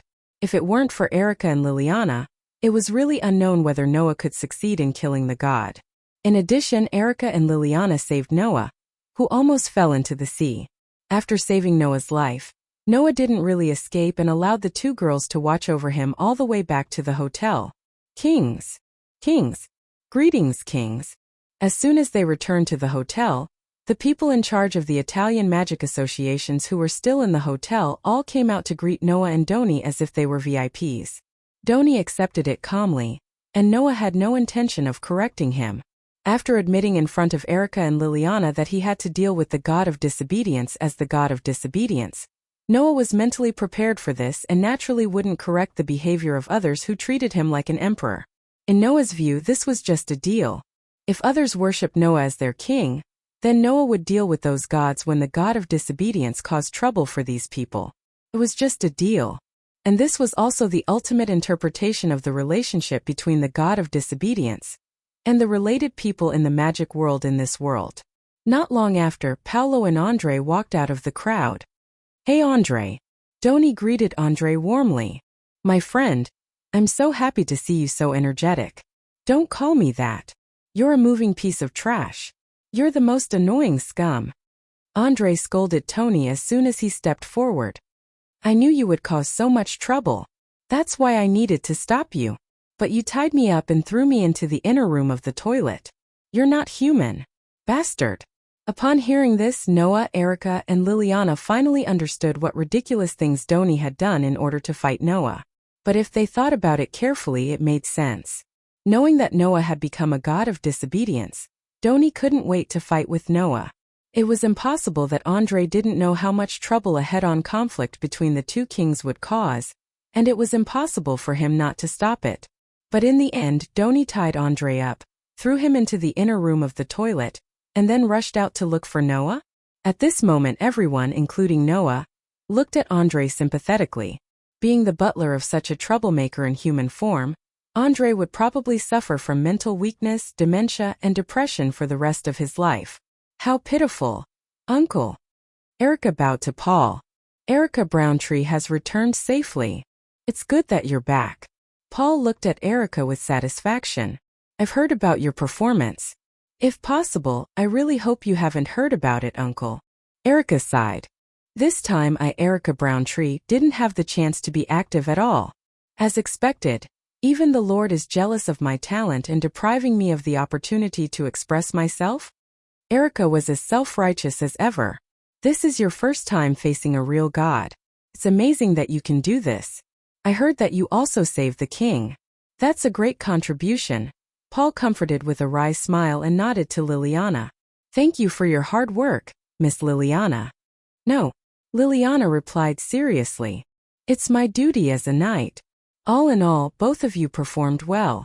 Everyone can see that, so there's no need to compare. Besides, being able to witness and even assist in the birth of the seventh king is something that others can't even dream of." After saying that, Paul turned his head and looked at Noah. He performed a noble knight's salute, which he had never done before. "I, Paul Browntree, send my greetings to the seventh king. My apologies. Compared to being angry at this idiot, greeting the new king is more important." Andre's expression tensed up as he bowed to Noah. "King, please forgive my negligence." "You didn't neglect anything." Noah waved his hand and replied casually. "Although I'm called king by you, I've only been king for less than 10 days. In the eyes of other godslayers, I'm just a novice, a rookie, and a kid. There's nothing to worry about." "No, you were able to successfully kill 2 of the highest level gods at the same time before becoming a king. After becoming a king, you directly defeated the King of Swords of Italy. The king's power is evident," Paul said solemnly and immediately smiled bitterly. "So I've seen your power and understood the king's power. I beg the king to show mercy while you're still in Italy." Hearing that, Noah smiled wryly. Paul must be referring to the so-called crater, right? As the commander-in-chief of Italy's leading magic association, Noah couldn't understand the fear of seeing a person who could create such a disaster at any time running around. Even the heads of the other magic associations around looked at Noah with awe and fear. They begged Noah to let go of the territory they were in charge of, which made Noah speechless. Is it necessary?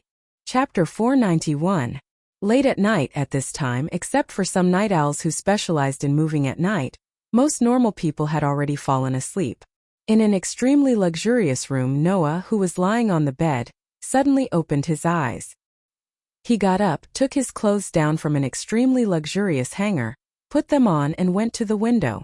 Looking up at the bright moon hanging high in the sky, Noah's face couldn't help but soften.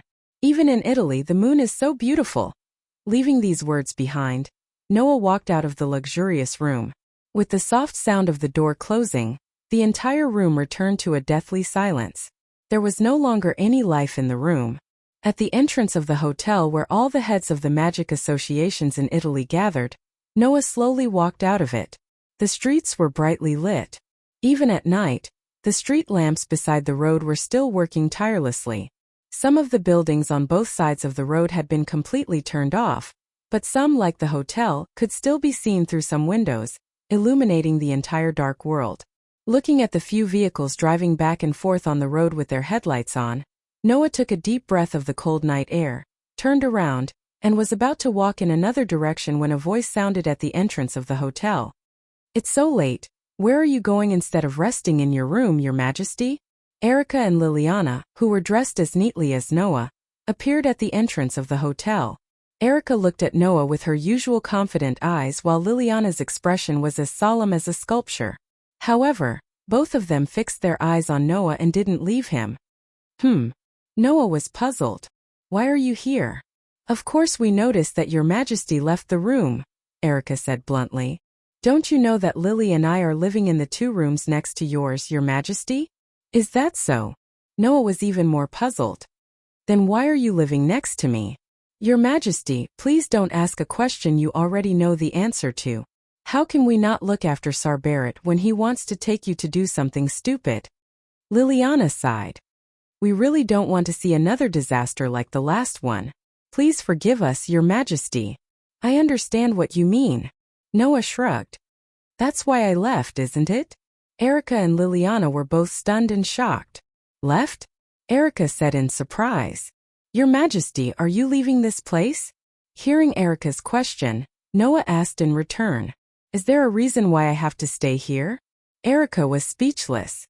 "Although I don't know what that idiot is planning with his brain capacity, he's probably planning something stupid that ordinary people can't come up with, right?"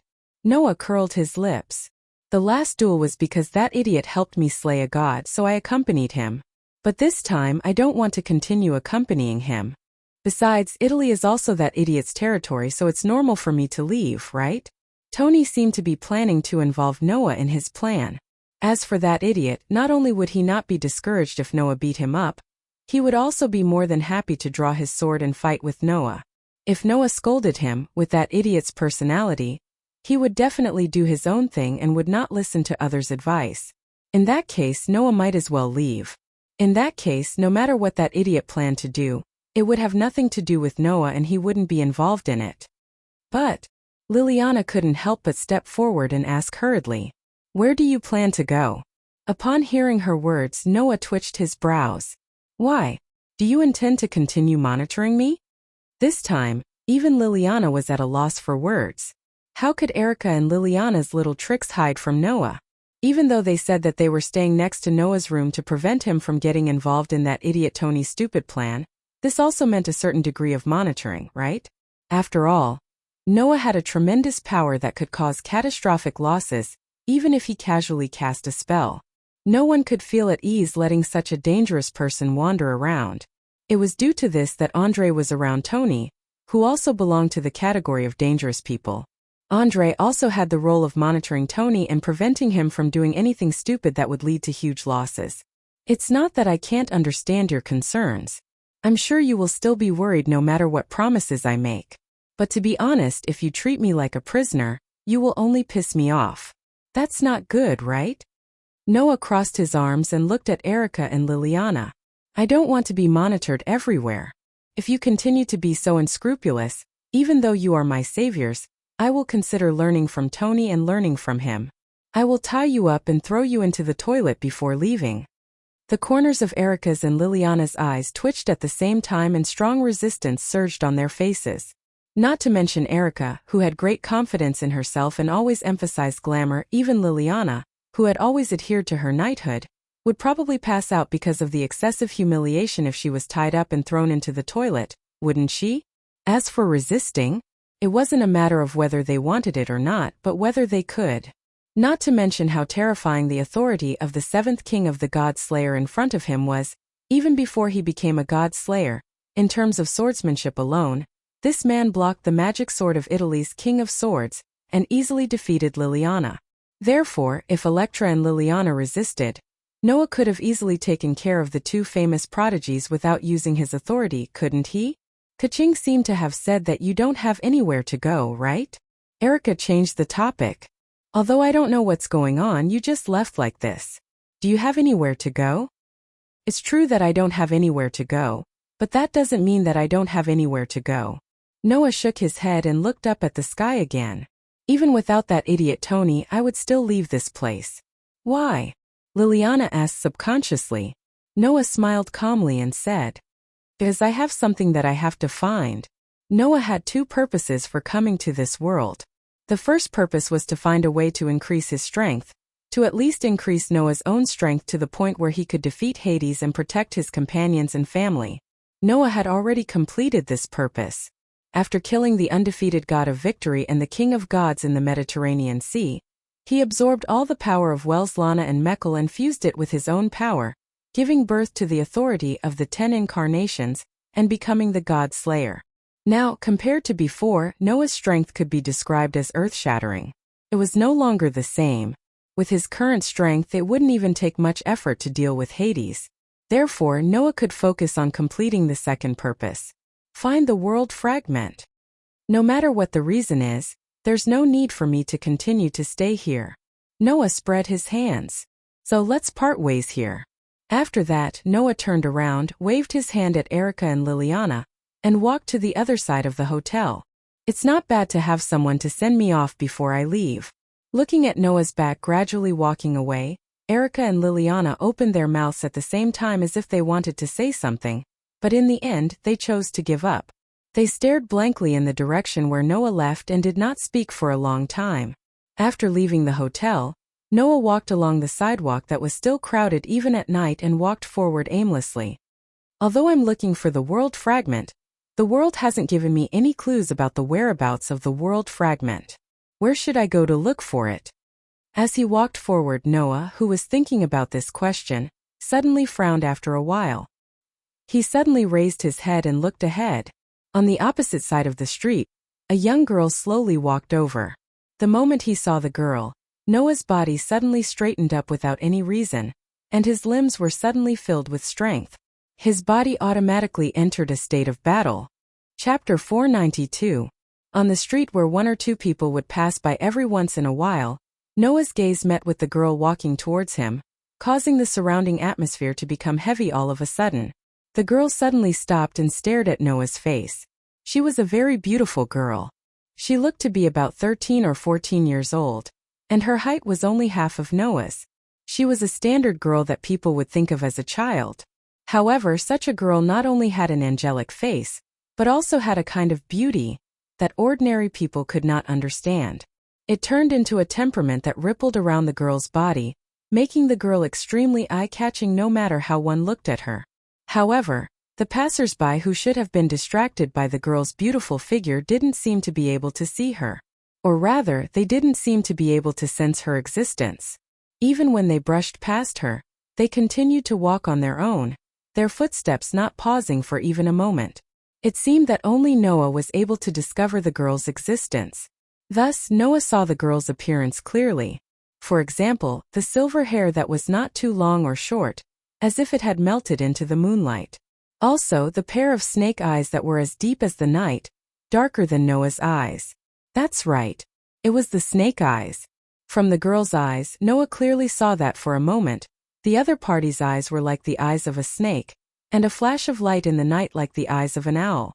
Looking at this incredibly beautiful girl, feeling that his body had entered a state of readiness for battle in an instant, filled with power, and entered a better state than when a human was stimulated by adrenaline, Noah could not help but smile bitterly. Sure enough, I can't stay idle. Why did his body suddenly have such a change? Because Noah met an old enemy. He met the enemy of every god slayer. God. To be more precise, it should be called the god of disobedience. The god of disobedience, that appeared on the ground, stared at Noah with eyes that seemed to condense the entire night. After a while, a very clear but emotionless voice sounded from her body. To be able to meet an enemy in such a place, this can be considered a karma between you and me, right? God Slayer and God of disobedience. These two existences that surpassed human beings and were enemies of each other originally had an inseparable karma. At least after becoming a God Slayer, no matter where Noah went, as long as he was still in this world, then he would be like a flower that attracted bees and butterflies, in a strange way that would make others feel inconceivable, wandering on the ground of this world, and meet the god that appeared on the ground of this world. This was fate. Therefore, the girl used the term karma. This concubine has indeed heard that there is an enemy in this land who possesses a demonic sword that can cut through everything. The girl stared at Noah intently, her voice lacking the basic uplift and without the slightest emotion. However, although you also have the aura of a sword, it is not as sharp, and it is mixed with the aura of other forces, and there is even an aura that I hate very much in it. You should not be the king of this world, right? What difference does it make whether I am or not? Noah met the girl's gaze and suddenly smiled. For me, your identity as the god of disobedience is enough. And for you, no matter where I am the god slayer, I am your enemy. You and I can't let each other have a good time. As long as you know this, is there a need to know anything else? Well said, arrogant people on the ground who see the gods as prey between you and me. It is enough to be able to recognize the enemy on the battlefield, and the rest is not important at all. The girl raised her chin, her face was still expressionless, but her pair of dark eyes showed a touch of arrogance and joy. As a goddess in charge of war, I also have a warrior's part in my body. If I can compete with my enemy, even I will feel a little excited. As she said this, the girl's silver hair, which was as soft as moonlight, began to move without wind, and her petite body began to emit traces of fog-like darkness, which actually made the surrounding lights slightly dim. Then play with me, Godslayer. The pitch-black fog that emerged from the girl's body not only had the aura of darkness, but also a power that made Noah's hair stand on end. It was like a poisonous gas, giving Noah a feeling that he would die if he touched it, as if it represented death itself. This girl was definitely not as simple as she looked on the surface.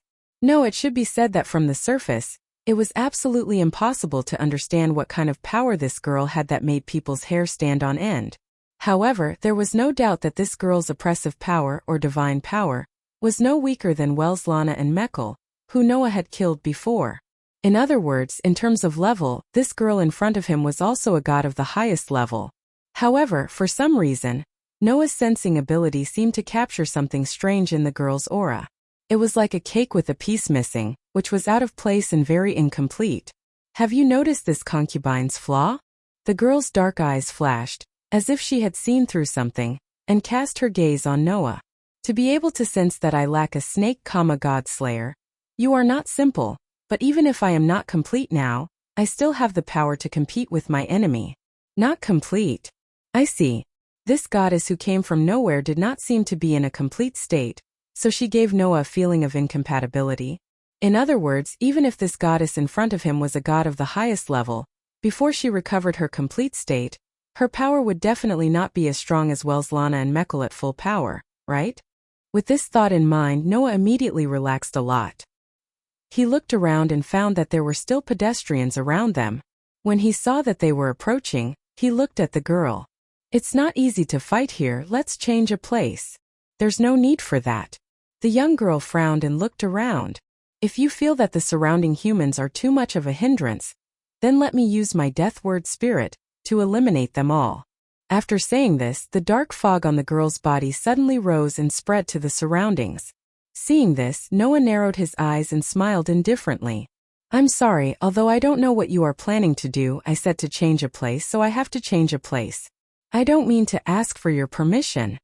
As he said this, in the depths of Noah's heart, the outline of the stone plate connected to the 10 avatars suddenly turned and pointed to the image of a phoenix spreading its wings. Fear those with wings. Evil people and strong people all fear me with wings. My wings will bring you a curse, and evil people will not be able to hit me. As if it came from the distant horizon, the voice turned into an echo, echoing under the night sky. Then the girl only saw Noah's figure suddenly disappear, and in the next moment, a hand quickly enlarged in front of her eyes. The girl's dark pupils abruptly shrank for no reason. However, it was already too late for him to react. In the girl's eyes, the hand that enlarged in front of her suddenly grabbed her throat and lifted her up. Shortly after, the girl heard the sharp sound of the wind blowing past her ears. That was the sound of Noah, who had entered the state of lightning speed, directly lifting the girl up and leaping up. Like a phantom, his body turned into a flash of light and flew towards the sky.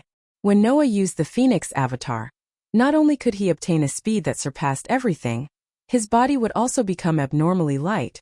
and his agility and jumping ability would be greatly improved. If there was someone at the scene, then he would be able to see that Noah, who had turned into a phantom, flashed past like a stream of light, and grabbed the girl's neck. Then he soared into the sky like a meteor streaking across the sky, and fell in another direction. It was only 2 or 3 seconds. In the next moment, the girl felt the hand that was choking her neck fiercely throw her to the ground. Bang! A muffled sound resounded through the sky. Chapter 493. Whoosh! With a sharp piercing sound, a petite figure shot down from the sky like an arrow leaving the bow, smashing directly into the ground without any reduction in momentum. Bang! In the muffled sound, the petite girl smashed into the ground, stirring up a burst of thick smoke and scattered gravel, causing the falling gravel to make a burst of pa-pa-pa sound. Bang! However, in the next moment, the smoke and dust that filled the air from the ground was blown away by a burst of dark wind like an explosion, revealing the situation inside.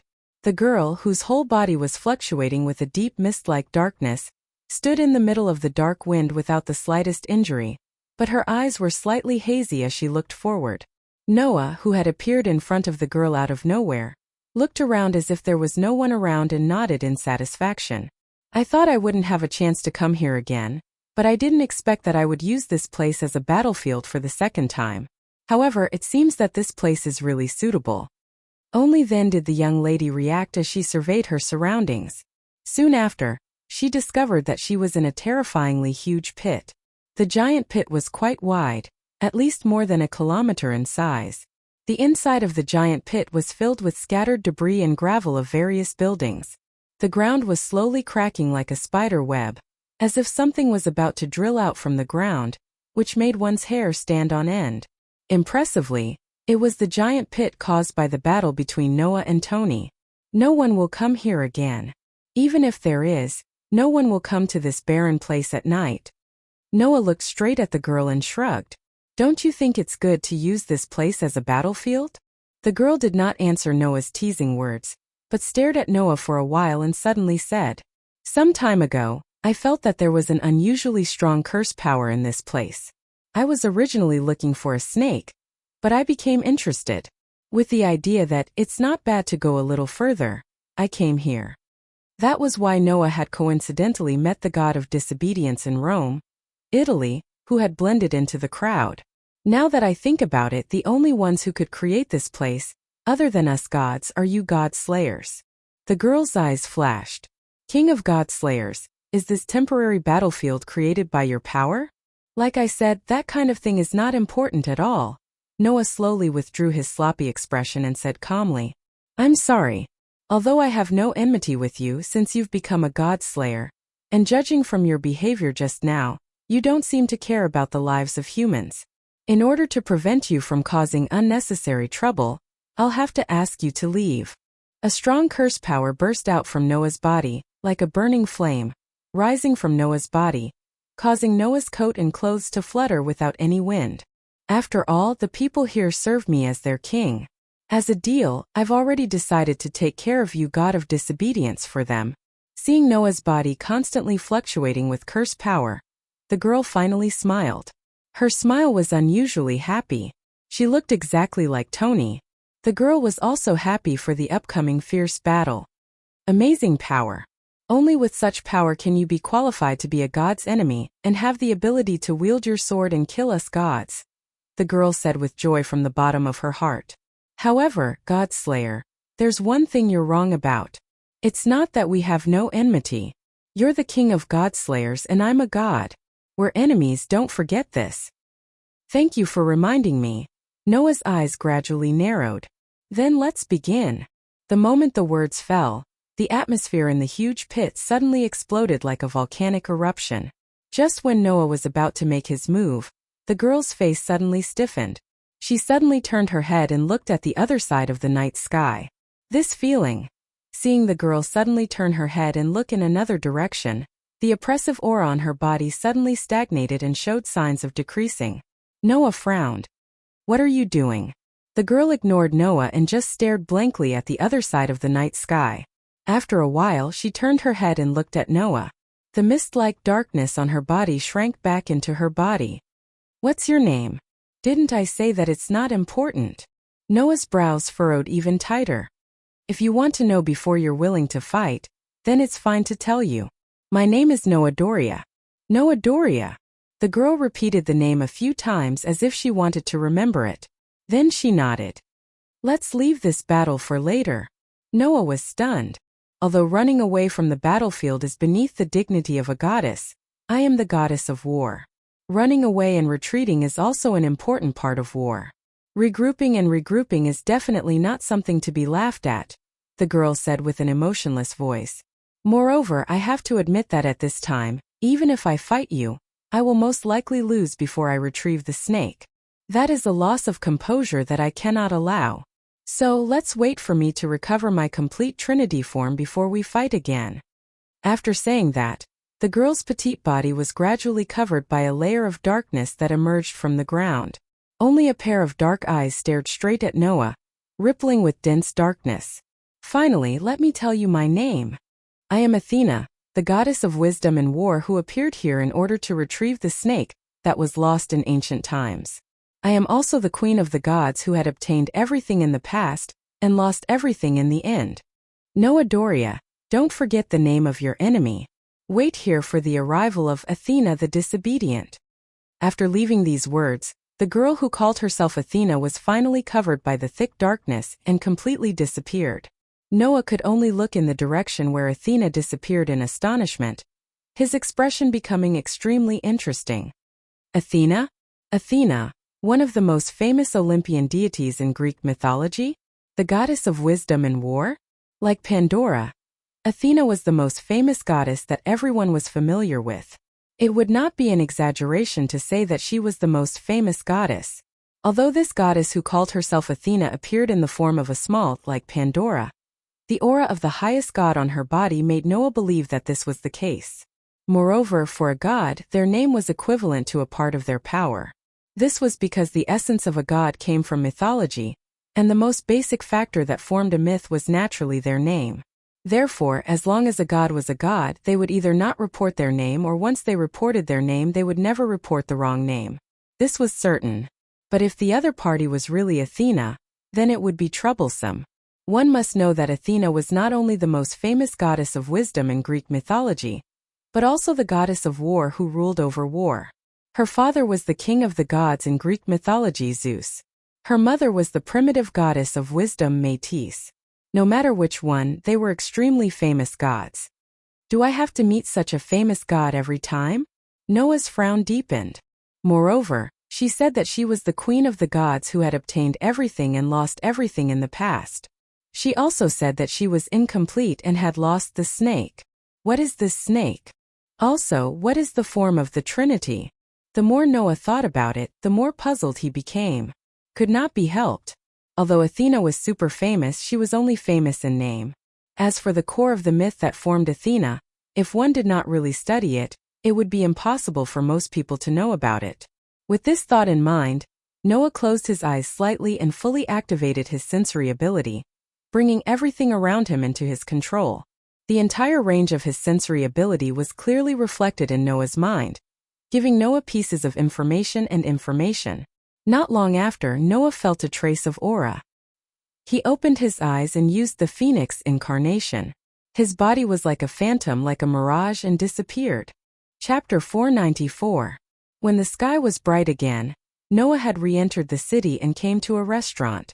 This was a small restaurant that was not very luxuriously decorated. It was a small restaurant that belonged to the general public. It was not very high-end. Even ordinary civilians could order food here without any scruples. Now the sun had just risen, and there were only a few customers in the restaurant.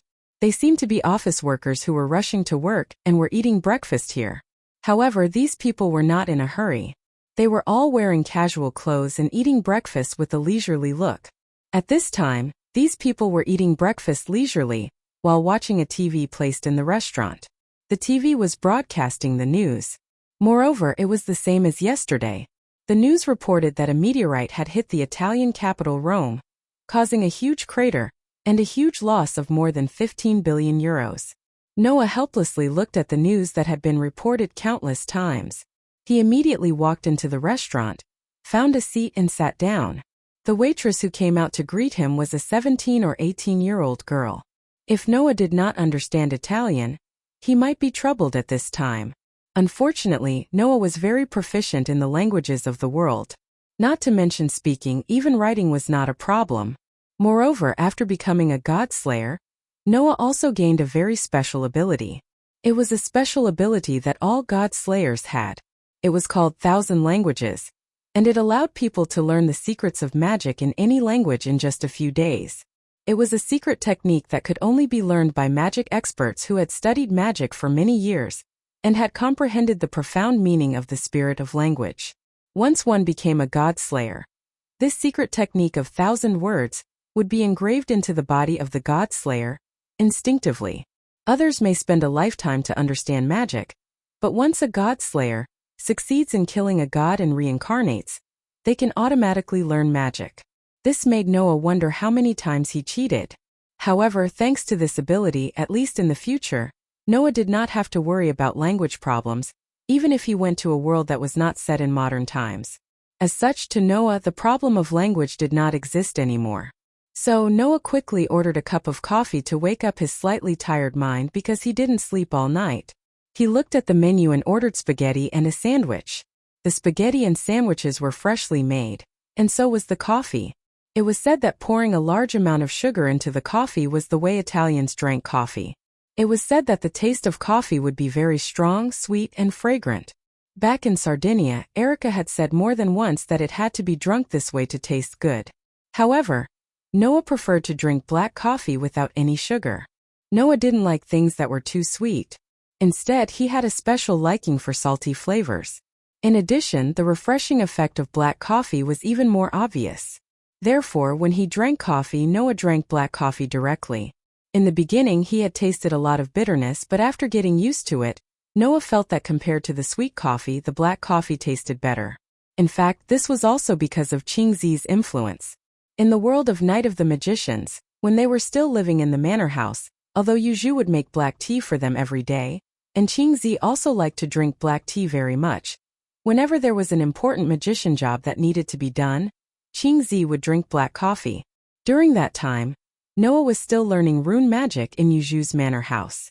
Qingzi, who had to check the barrier at night, said that Yuzhu didn't like to drink black coffee, so she forced Noah to drink black coffee with her. It was during that time that Noah gradually got used to the taste of black coffee. He was poisoned by Qingzi. By the way, Qingzi herself didn't like to drink black coffee. She only drank black coffee to work more efficiently at night. She forced Noah to drink with her, most likely because Qingzi wanted to mess with Noah. In the end, Qingzi didn't expect that in the end, Noah actually got used to the black coffee and even drank it with relish. Yuzhu, who happened to see this scene, was surprised that Noah was much more mature than Qingzi, which made Qingzi's face as dark as the bottom of a pot. However, men who knew how to drink black coffee were more mature and steady men, and Qingzi admitted this point honestly. Of course, Qingzi wasn't the kind of person who would give up easily. Qingzi, who couldn't use black coffee to mess with Noah, somehow found out that Noah didn't like to eat sweet things. After that, she bought all kinds of desserts in disguise and forced Noah to eat with her, which really made Noah work hard for a period of time. After that, one day, Noah heard a scream from Qingzi's room that resounded throughout the manor house. After that, Noah found out that because Qingzi had been eating all kinds of desserts in disguise, she seemed to have gained a lot of weight because of the excessive calorie intake. Therefore, people like Qingzi were the type of people who harmed others would eventually harm themselves. Noah couldn't help but chuckle at the thought of the past. He finished the black coffee in his hand, and after ordering another cup, he began to ponder while munching on his sandwich. Following Athena's scent, Noah came to this place. However, he didn't know if it was because the sun had risen, but the dark scent on Athena's body that he had been able to sense suddenly disappeared, which made Noah unable to continue tracking her. However, Noah was certain that Athena was in this city. There was no mistake about it. If he wanted to find Athena, it would be a real game of hide and seek. At least I know that the goddess is nearby. That's good enough, Noah muttered to himself. Moreover, since she's the god of disobedience, she will cause trouble sooner or later. I'm not afraid that I can't find Athena. I just don't know why Athena suddenly left last night. Athena was the goddess of wisdom and war. Excluding the aspect of wisdom as a goddess of war, Athena was much more powerful than Ares, who was also a god of war. After becoming the god of disobedience, it was not impossible for her to sink into the fanaticism of battle and war. She would definitely not give up on battle suddenly, unless Athena had discovered something important. Maybe it's the snake that the goddess has been looking for? Noah finished the sandwich in his hand and ate the spaghetti. Although I don't know what's going on, I can confirm that Athena is incomplete. Unless I find that so-called snake, even if Athena is the highest god, it shouldn't be difficult to defeat her. If this sentence was heard by others, they would probably laugh bitterly. For humans, there was no way to defeat a god. Even the weakest god could only be sealed and not killed. As the highest goddess, even if Athena lost a part of her power, she still couldn't be weak. Even the God-Slayer couldn't defeat her. Noah said that it wouldn't be difficult for Athena to defeat the God-Slayer, which didn't sound like a God-Slayer who was born less than 10 days ago. But Noah's physique was so foul. He absorbed the power of the highest god, the god of victory, and the king of gods, and combined them with his own power to derive the power of the 10 incarnations. Noah's power leap was too exaggerated. It was not an exaggeration to say that he reached the heavens in a single bound. So the real foul was Noah's physique. Compared to this overbearing physique, Noah's power was nothing. At this moment, the door of the restaurant opened, and two people wearing black cloaks walked in from the outside and sat in the corner. These two people dressed so suspiciously came to the restaurant, but they didn't attract any attention at all. Only the waiter staggered over as if he was sleepwalking and accepted their orders with blank eyes. Noah, who noticed this scene, raised his eyebrows without batting an eyelid. Magicians. The two suspicious black-cloaked people were two magicians. They seemed to have used some kind of magic to make the people around them unable to notice them. They also used a hypnotic magic to control the waiter and order the food. Whether it was their disguise or their actions, it was too suspicious. If they didn't want to be noticed, they could have just changed their disguise. Was it necessary to do this? Noah, who felt very suspicious, began to pay attention to the two black-cloaked people. Chapter 495. In the presence of two very suspicious black-robed men, the office workers in the restaurant were still watching TV and eating breakfast, and they didn't realize that there were two aliens among them. The two aliens seemed to have said something to the waiter with blank eyes, and then the waiter staggered away again, probably in this state to prepare food for the two black-robed men. Then, the two black-robed men talked to each other as if there was no one else around. The people from the headquarters should be almost here, right? If they rushed here overnight, they should be here soon. In this case, we can finally excavate the ruins. I don't know what's in the ruins, but there's a huge curse power gradually condensing in it, that's for sure. Such a huge curse power. Maybe it can lead to the appearance of the god of disobedience. If that's the case, then this time the harvest is big. With the power of the god of disobedience, we must teach those formal magic societies a lesson. Fortunately, the incident with the crater attracted the attention of the magic societies in Italy away from us. That's how we were able to successfully hide from the spies of the magic societies and excavate the ruins. I heard that it was the duel between the two kings that caused the crater. TSK, sure enough, the God-Slayers are a group of monsters. Forget it, if the excavation of this ruins is successful, maybe we can borrow the power of the god of disobedience. Then even if those formal magic societies ask for help from the God-Slayers, we will have the power to fight. Yes, let's finish our meal quickly and go back to the ruins. After the above conversation, the two black-robed men sat there quietly, chatting about some unimportant things while waiting for the dishes to be served. After the waiter staggered and served some dishes with blank eyes, the two began to eat. On the other side, Noah, who clearly heard the conversation between the two black-robed men, pondered slightly. If I'm not mistaken, the two black-robed men in front of me should be magicians from some evil magic society, right? After all, they just said the words formal magic society, which proves that they are not a formal magic society. A person's evil thoughts were limitless, not to mention a person with power. Just like how in the world of fairy tale, there were universal magic and forbidden magic like our system. There were also some extremely taboo magic in this world. The only ones who could use this taboo magic without any scruples were those evil magic guilds, who were rejected by the orthodox magic guilds.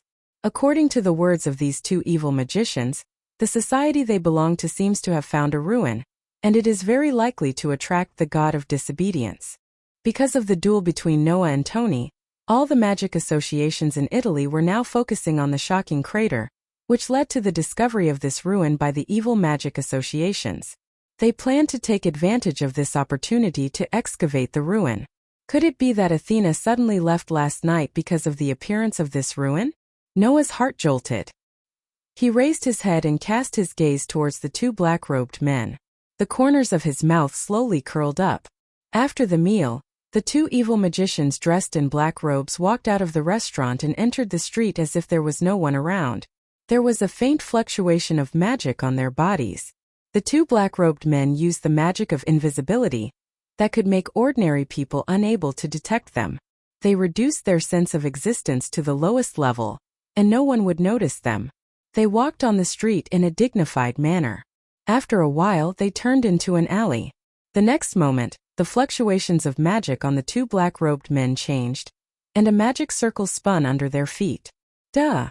Amidst the loud stomping sounds, the two black-robed men suddenly soared into the sky like birds. Then, as if they were directly stepping on air, they leaped forward in a certain direction. That is the magic of jump. For a full 10 minutes, the two black-robed men used the magic of jump to continuously jump in a certain direction. Because they didn't need to take a detour, and because they had amazing jumping ability, the speed of the two men was faster than the average car. It didn't take long for them to jump into a remote wilderness. And the two black-robed men who jumped into this remote wilderness abruptly disappeared without a trace. Wong! Almost at the same time, Noah, who was like a phantom, quietly appeared at the place where the two black-robed men had disappeared amidst the vibrations of space and atmosphere. He furrowed his brows slightly, closed his eyes, and activated his sensing ability. After a while, his furrowed brows relaxed. Barriers! Within the range of Noah's sensing ability, a large part of the wilderness in front of him was covered by several boundaries. Concealment barrier, repelling barrier, and blocking barrier. A total of 3 barriers, quite a big deal. The concealment barrier can isolate the inside and outside of the barrier, so that the people outside can't see anything inside the barrier, only the wilderness. The repelling barrier can give everyone within 100 meters of the barrier a hint of leave and do not approach, making it impossible for ordinary people to come close. The blocking barrier can isolate all sounds, auras, and even the fluctuations of curse power. No matter how big the changes inside, the people outside will not be able to detect it. These 3 barriers are very common types of barriers, but they are also the most commonly used type of barriers. Thus Noah, who had lived with Qingzi and Yuzhu for quite some time, and had even gone to Yuzhu's library, was able to easily identify these 3 barriers. Immediately, Noah opened his eyes and suddenly smiled. To need to set up 3 such cautious barriers, I don't believe that the so-called ruins are not here. After saying that, Noah directly walked forward.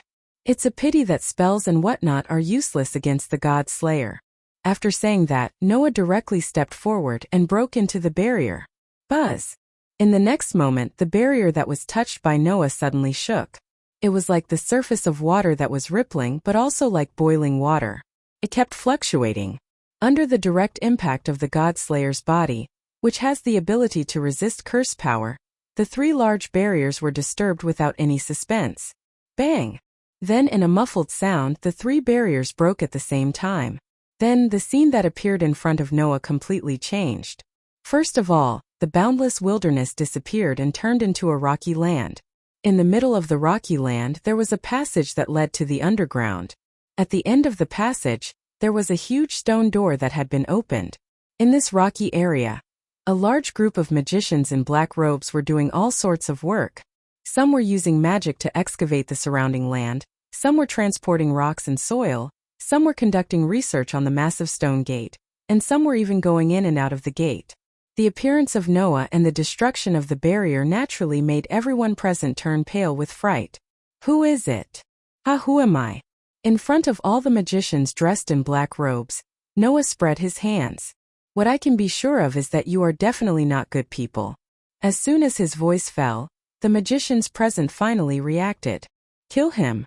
Don't let him spread the news here. Attract the attention of the official magic association. It was not known who shouted, but after that, all the magicians' bodies rose with curse power, and looked at Noah with murderous eyes. Seeing this, Noah raised his eyebrows, and just as he was about to do something, two sounds echoed in the air. You actually want to use a curse on the king? There should be a limit to your ignorance. Despicable person. Who allowed you to point your sword at the king? Accompanied by these two delicate shouts, two beautiful figures landed in front of Noah, like knights protecting Noah. One on the left and one on the right, protecting Noah behind them, majestically facing everyone in front of them. The newcomers, one was wearing a red and black outfit with a face full of confidence and power, while the other was wearing a blue and black outfit with a stern and serious expression. They were none other than Erica and Liliana. Chapter 496. Looking at the two knights who suddenly appeared in front of him, Noah was a little surprised. Why are you here? Why? Erica spat out a powerful voice that reminded one of a lion's without turning her head. The corners of her mouth also curled up slowly. Although it's okay to answer you now, it's rare for us to make such a grand entrance. Why don't we let the clown back down first? Please wait for a moment. Liliana closed her eyes for a moment before opening them abruptly. It's not up to you to deal with a group of despicable evil magicians. Facing a group of magicians who had the absolute advantage in numbers and were at least dozens of times their number, both Erica and Liliana appeared to be at ease and didn't panic at all. It wasn't because they were backed by the 7 god-slaying kings in the world, but because they were confident that they could absolutely defeat the enemies in front of them. Erica Browntree, Liliana Kranikar, the two prodigies of Italy's red copper black cross and bronze black cross, were going to show off all of their powerful strength and strong hearts here, proving that they were not just pretty on the surface. Looking at how Erica and Liliana were at ease and didn't take them seriously at all, many irregular evil magicians were infuriated. However, some of them also heard Erica and Liliana's words and couldn't help but waver. King? Did they just say king? Could that man be? Without giving the group of magicians time to react, Erica and Liliana's slender bodies spurted out an extremely impressive amount of spell power, bathing their bodies in spots of dim light brought about by the waves of spell power. Steel Lion and Lionheart King, as my ancestor, please listen to the oath of Knight Erica Browntree. I am the successor of the Horn Flute, the descendant of the Black Warrior. If my heart doesn't yield, my sword won't break. Lionheart King, the essence of struggle is now in my hands. The time for the duel has come, Lionheart King. My wings, the steel that forms the phantom blades, Grandmaster Silversmith, grant me strength. Melodious words echoed from the two girls' mouths like a symphony. Wong. Two magic arrays, one red and one blue, immediately appeared in front of Erica and Liliana's outstretched palms. In the next moment, two cold weapons appeared in the center of the magic array, and fell into the hands of the two girls. What fell into Erica's hand was a long sword as slender as a western sword, and as sharp as a knight's sword. It was a famous weapon called the Lion King's Heart, which was Erica's only weapon and favorite sword. What fell into Liliana's hand was a silver-white military knife. It was called the Grandmaster Silver Craftsman, and it was a weapon that was no less valuable and powerful than the Lion King's Heart. It was said that the Lion King's Heart and the Grandmaster Silver Craftsman were originally a pair of magic swords. Their former owner was a paladin who stood at the top of Italy, and was no less powerful than Paul in terms of power and status. Erica and Liliana had each inherited the pair of weapons since they were young, allowing the two famous magic swords to shine in their hands. It was unknown whether it was the person or the sword that was famous, but when the evil magicians saw the Lion King's Heart and the Grandmaster Silver Craftsman, they all clamored. You're Erica Brantley and Liliana Kranjkar. Oh. Erica narrowed her eyes, and the smile on her face became a little dangerous. I didn't intend to reveal my name to the shady clown, but since you've recognized me, I'll take care of you beautifully since you have such good taste. While Erica was making a declaration before the battle, Liliana had already spun the Grandmaster Silver Craftsman in her hand, and the tip of the sword pointed downward. With a slight air-piercing sound, she stabbed the silver military knife into the ground with a swish sound. Mother who gives and takes life, give me the beacon of the dark land. The spirit of the language turned into power, causing the spell power around Liliana to surge into the ground through the Grandmaster Silver Craftsman that was stabbed into the ground. Plop! Like the surface of the water with a stone thrown into it, the ground rippled slowly with the sound of water, sweeping across the numerous magicians who were still in panic. Then, the ground suddenly turned soft as if it had turned into a swamp. The magicians standing on the ground felt their heels stick, and their bodies sank into the ground. What's this thing? Is it the magic that turns the ground into a bottomless swamp? Despicable witch! Hurry! Use counterattack magic! Seeing this, Erica smiled coldly. Unfortunately, it's too slow. With that, Erica tossed the Lion King's heart into the air. The sharp long sword abruptly pierced into a magic formation that rippled out above her head. The Lion King's heart bestowing upon the steel lion the mission to tear, pierce, crush, defeat, annihilate and triumph. I entrust you to this battlefield. The Lion King's heart that was pierced into the center of the magic formation sank into the magic formation. As if intending to take its place, as the sharp long sword plunged into the magic formation from the bottom, a gigantic steel lion emerged from the top of the magic formation as if it had just broken through the ground.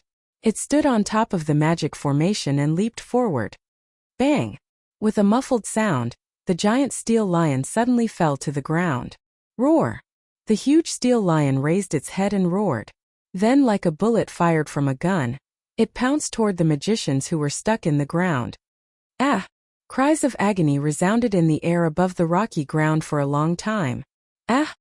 As the last magician let out a sorrowful cry under the bite of the steel lion, the battle came to an end. Hum! The steel lion emitted crimson light, and its body began to disintegrate into a silver-white longsword. It flashed in the air and returned to Erica's hand. As expected, the battle was one-sided. The magicians, who were dozens of times more powerful than them, were like the most vulnerable ordinary people in front of Electra and Liliana. In less than 10 minutes, they were all felled by Electra's Lion King's heart, and Liliana's Silver Master Craftsman. Looking at the black-robed people lying on the ground, Noah, who was waiting on the side with his arms crossed, sighed. Then, he narrowed his eyes and looked grumpily at Erica and Liliana who were walking toward him. Now, can you tell me why you're here? Huh. Erica smiled mischievously. I think His Majesty should have guessed it. We used tracking magic and followed His Majesty here. Liliana answered Noah's question solemnly and lowered her head. I'm really sorry for tracking His Majesty without His Majesty's permission. But His Majesty, we had no choice. Noah curled his lips as he looked at the two young ladies in front of him who spat out different words but had the same matter-of-fact expression without the slightest hint of regret or guilt. In other words, you're still worried about letting me wander around Italy, so you chased after me and decided to keep an eye on me, right? Erica and Liliana immediately looked at each other. If we say no, I don't think His Majesty will believe us. So we don't intend to hide it. That's one of our purposes, Erica said with a sweet smile. However, that's not important. What's important is that we feel that although you're not as uninterested in things other than fighting as Sarbatlii, you should need someone like Andre by your side. Please let us follow His Majesty, Liliana said solemnly. With the reputation of Bronze Black Cross on the line, Liliana Kranikar will definitely protect His Majesty. Erica and Liliana knelt on one knee at the same time and performed the knight salute, waiting for Noah's decision. Staring at the two girls, Noah sighed. What's going on? Chapter 497. Alim. After a while, Noah told Erica and Liliana about how he met Athena last night, followed her here, discovered those evil magicians and came to this ruin. After understanding the whole story, Erica and Liliana fell silent almost at the same time. They looked at the evil magicians lying on the ground with hostility in their eyes. What a loss of composure! Liliana expressed her inner emotions directly. Although the losses caused by the battle between the two kings made the magic societies in Italy focus most of their attention on the crater, which is why they didn't discover the petty tricks of these despicable people, none of the magic societies discovered the situation here. It's really a loss of composure on the part of the magic societies in Italy. There's nothing we can do about it, Lily, Erica analyzed calmly. After all, Italy is basically controlled by various magic societies in secret now. Even if there were any ruins, they would have basically discovered them. Who would have thought that there would be undiscovered ruins hidden in this place? Or maybe someone discovered it but didn't explore it, right? Noah made sarcastic remarks as if it had nothing to do with him. Although they are all magic societies in Italy, there is also a hostile relationship between the Copper Black Cross and the Bronze Black Cross. It's impossible for all the magic societies in this country to be united. This ruin might have been discovered by some magic society, but in order not to attract the attention of other magic societies, they haven't found the opportunity to explore it. Noah glanced in the direction of the ruins. To put it simply, it's possible that some magic society has been hiding this ruin, because they want to monopolize it and wait for the opportunity to explore it. In the end, it was discovered by these evil magic societies during this sensitive period. Right. Erica sighed. It's not impossible. Upon hearing that, Liliana furrowed her brows subtly, revealing a trace of helplessness and irritation on her face. Liliana's personality was too straightforward, which could be said to be the most standard type of knight. Therefore, Liliana generally wouldn't get involved in complicated matters such as conspiracy theories. It could be said that in terms of talent in swordsmanship and magic, Liliana wasn't inferior to Erica at all. However, Liliana didn't have the temperament and qualities of a social lady at all. That was why Liliana had been toyed with by Erica since she was a child. Liliana could also understand the various speculations of Noah and Erica, but it was difficult for her to participate in the discussion. The only thing Liliana could do was to express her feelings without hiding anything. Hence, Liliana said as if she was having a headache. I didn't expect that even a goddess like Athena would appear and look for the snake. If she finds the snake, when she regains her identity as the Queen of the Trinity, even the king would have a hard time dealing with her. Indeed. Erica also furrowed her brows cutely. It's fine if it's an ordinary Athena, but this Athena actually has the possibility of recovering her identity as the Trinity. That's really a terrible divine spark. Once Athena retrieves the snake, it will be really troublesome. Hearing Erica and Liliana's words that came from the bottom of their hearts, Noah was stunned for a moment before he came to his senses. Wait, do you know what Athena meant by the snake and the Trinity? Erica and Liliana nodded heavily at the same time. That goddess is really too famous, but unfortunately the Athena you know is slightly different from this Athena, Erica said to Noah. Your Majesty, do you think that this Athena is the goddess of wisdom and war in Greek mythology? Huh. Noah was taken aback. Isn't she? Yes, but not all of them. Liliana replied. Your Majesty, you said that this Athena claims to be a queen who once had everything and then lost everything, and a goddess of the Trinity. Then the Athena in Greek mythology is just a part of this manifested goddess. Athena, Métis, and Medusa. Erica directly revealed the true identity of the goddess that Noah encountered by chance. The Trinity means that this Athena has 3 divine sparks, which are not inferior to the highest gods at the level of the King of Gods and the King of Gods at all. Snake. That was the essence of Athena. Athena had always been a goddess closely related to snakes. And when snakes were mentioned, the first thing that came to mind was Medusa, who was also closely related to Athena. Athena and Medusa were originally the same goddess. That was before the myth of Athena and Medusa spread to Greece and became the myth of Athena and Medusa in Greek mythology. Tracing back to the origin, in fact, Athena was the monster of snakes. No, it should be said that she was the goddess of snakes. Not only that, in Greek mythology, Métis, the goddess of wisdom who was Athena's mother, was also originally Athena. Athena was originally not a goddess of Greek origin, but a goddess of the earth who was born in North Africa and worshipped by the entire Mediterranean Sea. At that time, Athena had many other names and images. Métis, Medusa, Nat, Yonata, Ashrat, and other such mythical beings were originally clones of the original Athena, which could be said to be Athena's sisters. Athena was not only the goddess of the earth, but also the god of darkness who ruled the underworld and the goddess of wisdom, who controlled the wisdom of the heavens. Because Athena was always accompanied by these 3 attributes, she became the goddess of the Trinity. These were the characteristics of Athena. And as the characteristics of the god of war, They were only added to Athena's divine sparks with the changes of time. The god of Hades who managed death and the greatest disaster which was related to war became the god of war, which was very reasonable. Then the key to the birth of the trinity of Athena was the snake. Although the cow, sheep, pig, and other creatures were also used to symbolize the harvest of the earth, in fact, Athena's essence was the snake. This was the most ancient goddess of the earth, which was also the key to the mother of the earth. Life would go through the stages of birth, growth, maturity, aging, and death. The grains of the earth would also go through the 4 stages of growth in spring, lush in summer, bear fruit in autumn, and wither in winter. Therefore, the snake was the true ancient symbol of the mother of the earth. After several molts, the snake would go through a cycle of hibernation and awakening.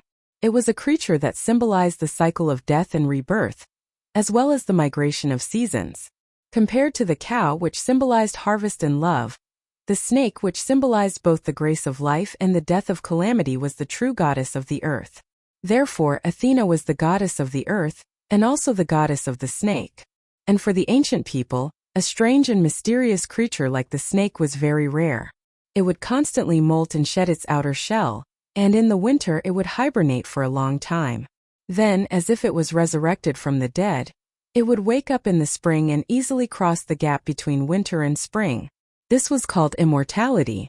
Therefore, Athena was also the immortal god of the underworld. She was the god of nature and the underworld who brought death. This was why Athena was the goddess of the earth and the god of the underworld at the same time. Moreover, the underworld imagined by the ancient people basically existed in the dark underground. It was a winter world shrouded in darkness. Therefore, the time dominated by darkness, namely night, was probably also a part of the underworld. Therefore, Athena was also the goddess of darkness. As the goddess of the earth who brought grace, Athena was the goddess of darkness who controlled the underworld and the goddess of wisdom who controlled wisdom. The 3 types of divinity gave Athena a supreme status. This made Athena have the characteristics of a bird, in addition to the essence of a snake. Bird. Noah was stunned. Why are you talking about a bird again? Erica and Liliana nodded to each other and revealed the true identity of the supreme goddess, the Trinity of Athena. Chapter 498. In addition to the word snake, Athena also had a deep relationship with the word bird. Medusa, the goddess of snakes with evil eyes, was the best evidence to prove the close relationship between Athena and birds. The 3 Gorgon sisters, including Medusa, not only had snake hair, they were also said to have golden wings on their backs. The second of the 3 Medusa sisters, Euryale, meant the one who flies far away, while the youngest sister, Medusa, was the winged Pegasus mother. In the Mediterranean region there was an ancient portrait of Medusa. In this portrait, Medusa was holding a snake with both hands and had a bird on her head, which clearly showed the close relationship between snakes and birds. However, what really connected Athena and birds was her identity as the goddess of the earth and the underworld. A long time ago, the ancestors of humans believed that birds had the magical power to fly between the otherworld and the modern world. Moreover, the souls of the dead would turn into birds and fly into the sky, or be guided by birds into the underworld. In order to go back and forth between the earth and the underworld, the snake that symbolized the earth and the bird that symbolized the underworld were combined and became the symbol of Athena, the goddess of the earth and the underworld. Therefore, the word bird was added to the word snake, and Medusa became a winged snake, or a winged snake.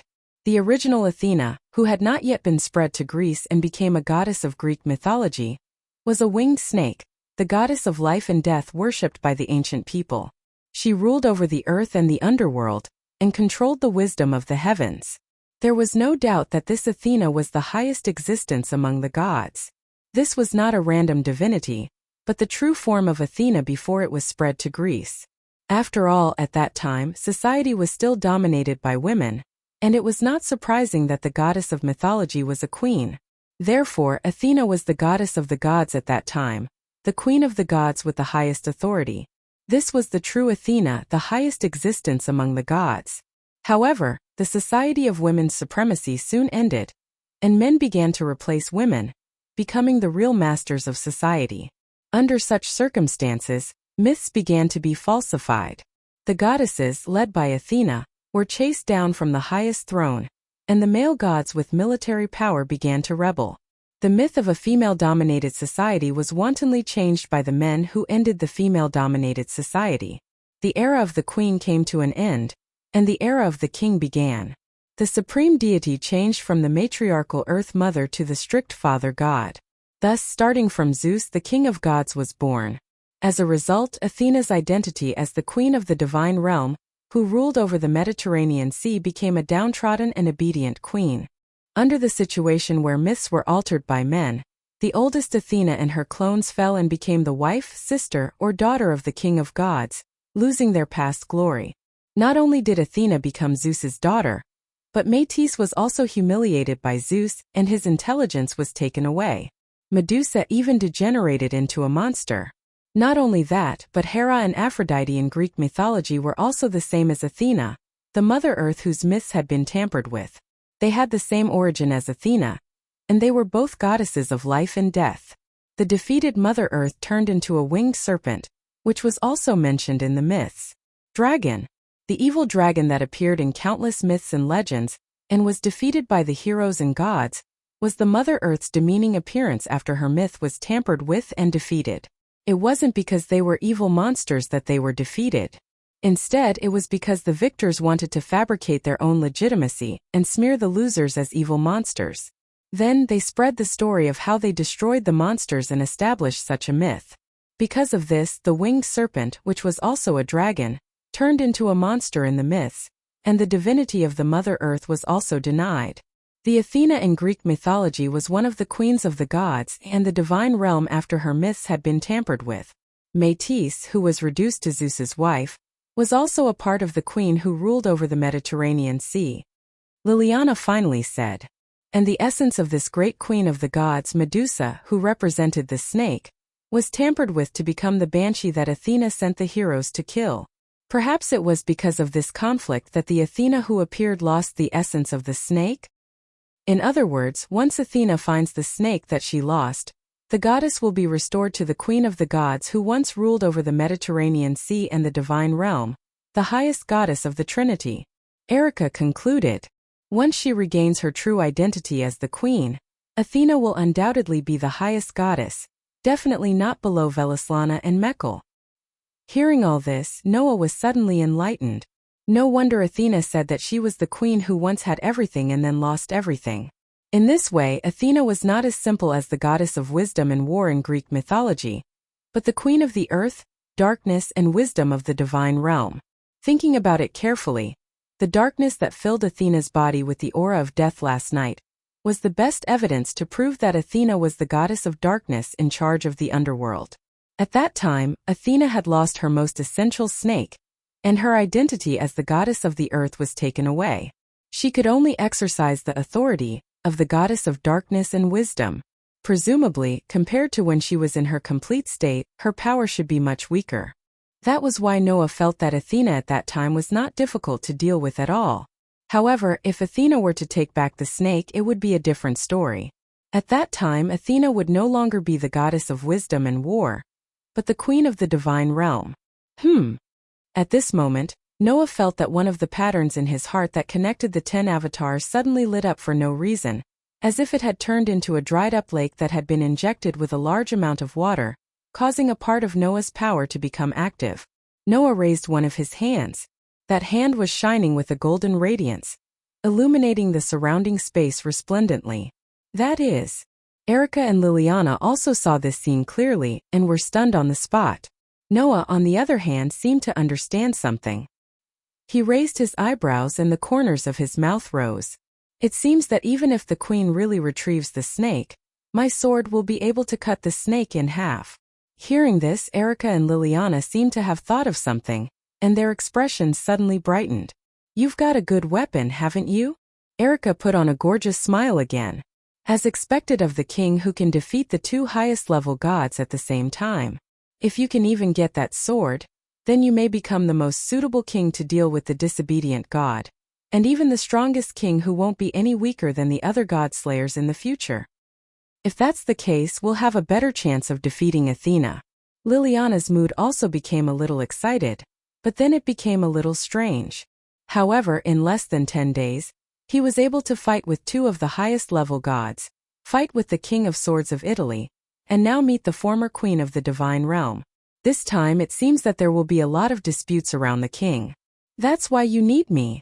Erica glanced at Noah and said with a faint smile. After all, if there are too many disputes, the king won't have time to care about worldly affairs, right? Noah rolled his eyes. Wait, Erica. Liliana frowned. Have you forgotten about my existence? Lily is not suitable to be the king's butler, Erica said bluntly. Compared to butler, Lily is more suitable to be a simple knight. Isn't it? Liliana was speechless. Liliana, who was too straightforward, was indeed not suitable to deal with complicated affairs like Andre. It doesn't matter what you do. For me, it's just that I lack an attendant to lead the way and deal with affairs. Noah sighed again and then turned his eyes to the entrance of the ruins. Let's go in and take a look. Maybe the snake that Athena is looking for is inside. Both Electra and Liliana nodded. Chapter 499. They were in an extremely humid underground ruin. The floor, ceiling and surrounding walls were pitch black, but they were all covered with moss and obvious wet water stains. Water was even dripping from the top of the ceiling, making one wonder why there was a dry rocky land above the ruin. Through the stone door at the entrance of the ruin, Noah, Erica and Liliana entered the interior of the ruin one by one. As soon as they entered the ruin, except for Noah, Erica and Liliana's faces stiffened, and their eyes became solemn. Only those who had the same power in their bodies could sense it. Inside the ruin, almost every corner was filled with a faint spell power.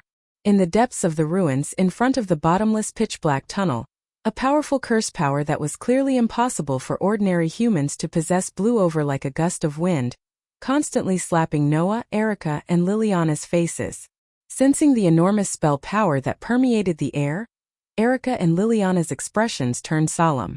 Now I'm sure that even if there's no Athena's snake in this ruin, there must be something incredible sleeping there. Erica's face was solemn, but there was no fear in her eyes. I guess it's at least something related to the god of disobedience? It's really lucky to find this place in advance. Liliana was already holding Silver Master Craftsman in her hand, and she looked straight ahead of her in the passage. If it's something related to the god of disobedience, maybe we can do something in advance to resolve the disaster that is very likely to involve the god of disobedience. I'd rather have Athena's snake in there. Noah had a different opinion. We haven't dealt with Athena yet. If another god comes out, I don't want to keep trying to deal with two gods at the same time. As soon as he said that, Erica and Liliana looked at Noah strangely at the same time. If it's Sarbat Raiching, she'll probably be overjoyed, right? Erica couldn't help but say. Isn't it the wish of every godslayer to be able to fight a god? Not to mention you're just a new king, Liliana added. Although you have killed two gods at the same time, you only have two powers at the moment. Compared to the other deicide, it is too little. Even you have 4 powers. Don't you want to kill more disobedient gods to increase your own strength? It was not surprising that Erica and Liliana would think so. Who would mind if they were too strong? Not to mention the power of God. Once he succeeded, he would be able to increase his strength to a certain extent. Unless they were like Tony, who obtained authority that was completely useless in actual combat. However, killing a god was a gamble in the first place. After all, a god's authority could be strong or weak. If a god's authority was so weak that it could not be used in battle like Tony's, it was considered bad luck. However, if a god's authority was strong, it was not impossible to surpass the god slayer in one fell swoop. Noah was believed to have only 2 powers at the moment. It was not strange for him to want to increase his own strength, right? It was a pity that Noah only had 1 power, but it could be used as 10 powers. With so many powers in his body, increasing the power of 1 more power might not necessarily increase Noah's strength. Moreover, the reward was proportional to the risk. They are gods. Do you think they are mosquitoes that you can swat whenever you want? Noah replied impatiently. It's good to be able to increase my strength, but I have to be alive to use it. Instead of fighting 2 gods at the same time and not knowing when I will be killed, I prefer to fight steadily and surely. Even if I want to fight, 1 is enough. Greed is like a snake trying to swallow an elephant. Be careful that you can't swallow it and choke yourself to death. On the uninhabited island, The king who said that he wanted to kill the two highest-level gods at the same time said so. Fortunately, Erica and Liliana did not know about this. Otherwise, they would have complained. Let's go in. Noah took a step forward. There is definitely something up ahead. It is very likely that Athena or something will appear at any time. You guys be careful. With that, Noah planned to walk in front of Erica and Liliana. This was an almost instinctive action. In such a dangerous place, it was natural for a man to protect a woman in front. However, Erica and Liliana reached out their hands with great tacit understanding and each grabbed one of Noah's arms. At times like this, it is a knight's duty to walk in front and explore the way, Liliana said to Noah with a serious expression as usual. As a king, you can't use yourself to explore the way. If you treat me as an ordinary girl, even if you are a king, I, Erica Brantery, will draw my sword and show you the bravery of a knight. Erica smiled fearlessly. A king's duty is to deal with gods. Leave the rest to me and Lily. With that, Erica and Liliana protected the stunned Noah behind them. They stood side by side and looked ahead. Lily, it seems like we haven't gone on a crusade together like today for a long time. Erica had a confident smile on her face. It just so happens that the king that the knights need to protect is also here. Why don't we see who is braver? To be honest, I don't encourage personal strife at times like this, Liliana said without turning her head. However, you are the only one I will not lose to. The two girls, who were known as prodigies, looked at each other with intense sparks in their eyes. Then they held their beloved swords and stepped forward at the same time. Moreover, it was as if they were in a race. They dashed forward abruptly as if they were not allowed to fall behind. Only then did Noah react. Seeing Erica and Liliana disappear at the end of the passage, his outstretched hand hung in the air and he was speechless for a long time. In the end, Noah squeezed out a sentence in a speechless manner. What happened to the protection? Noah, who chased after them half leisurely and half helplessly, soon discovered Erica and Liliana, who had stopped. Hey you! Noah called out instinctively, but the scene that appeared in front of him made his voice come to an abrupt halt and his footsteps came to a halt. The scene before Erica and Liliana could be described as hell. Corpses in black robes. Puddles of bright-colored blood. Small pits that popped out from the ground. There were also black snakes that crawled out of the pits, wrapped around the black-robed figures, and tore them apart crazily. Needless to say, the black-robed figures were the companions of the evil magicians outside. These magicians also held various tools in their hands, such as ordinary shovels and some unknown magic tools. It was obvious that they were excavating this ruin. Liliana's expression was unprecedentedly solemn. Even though he deserved to die, he still makes people feel uncomfortable.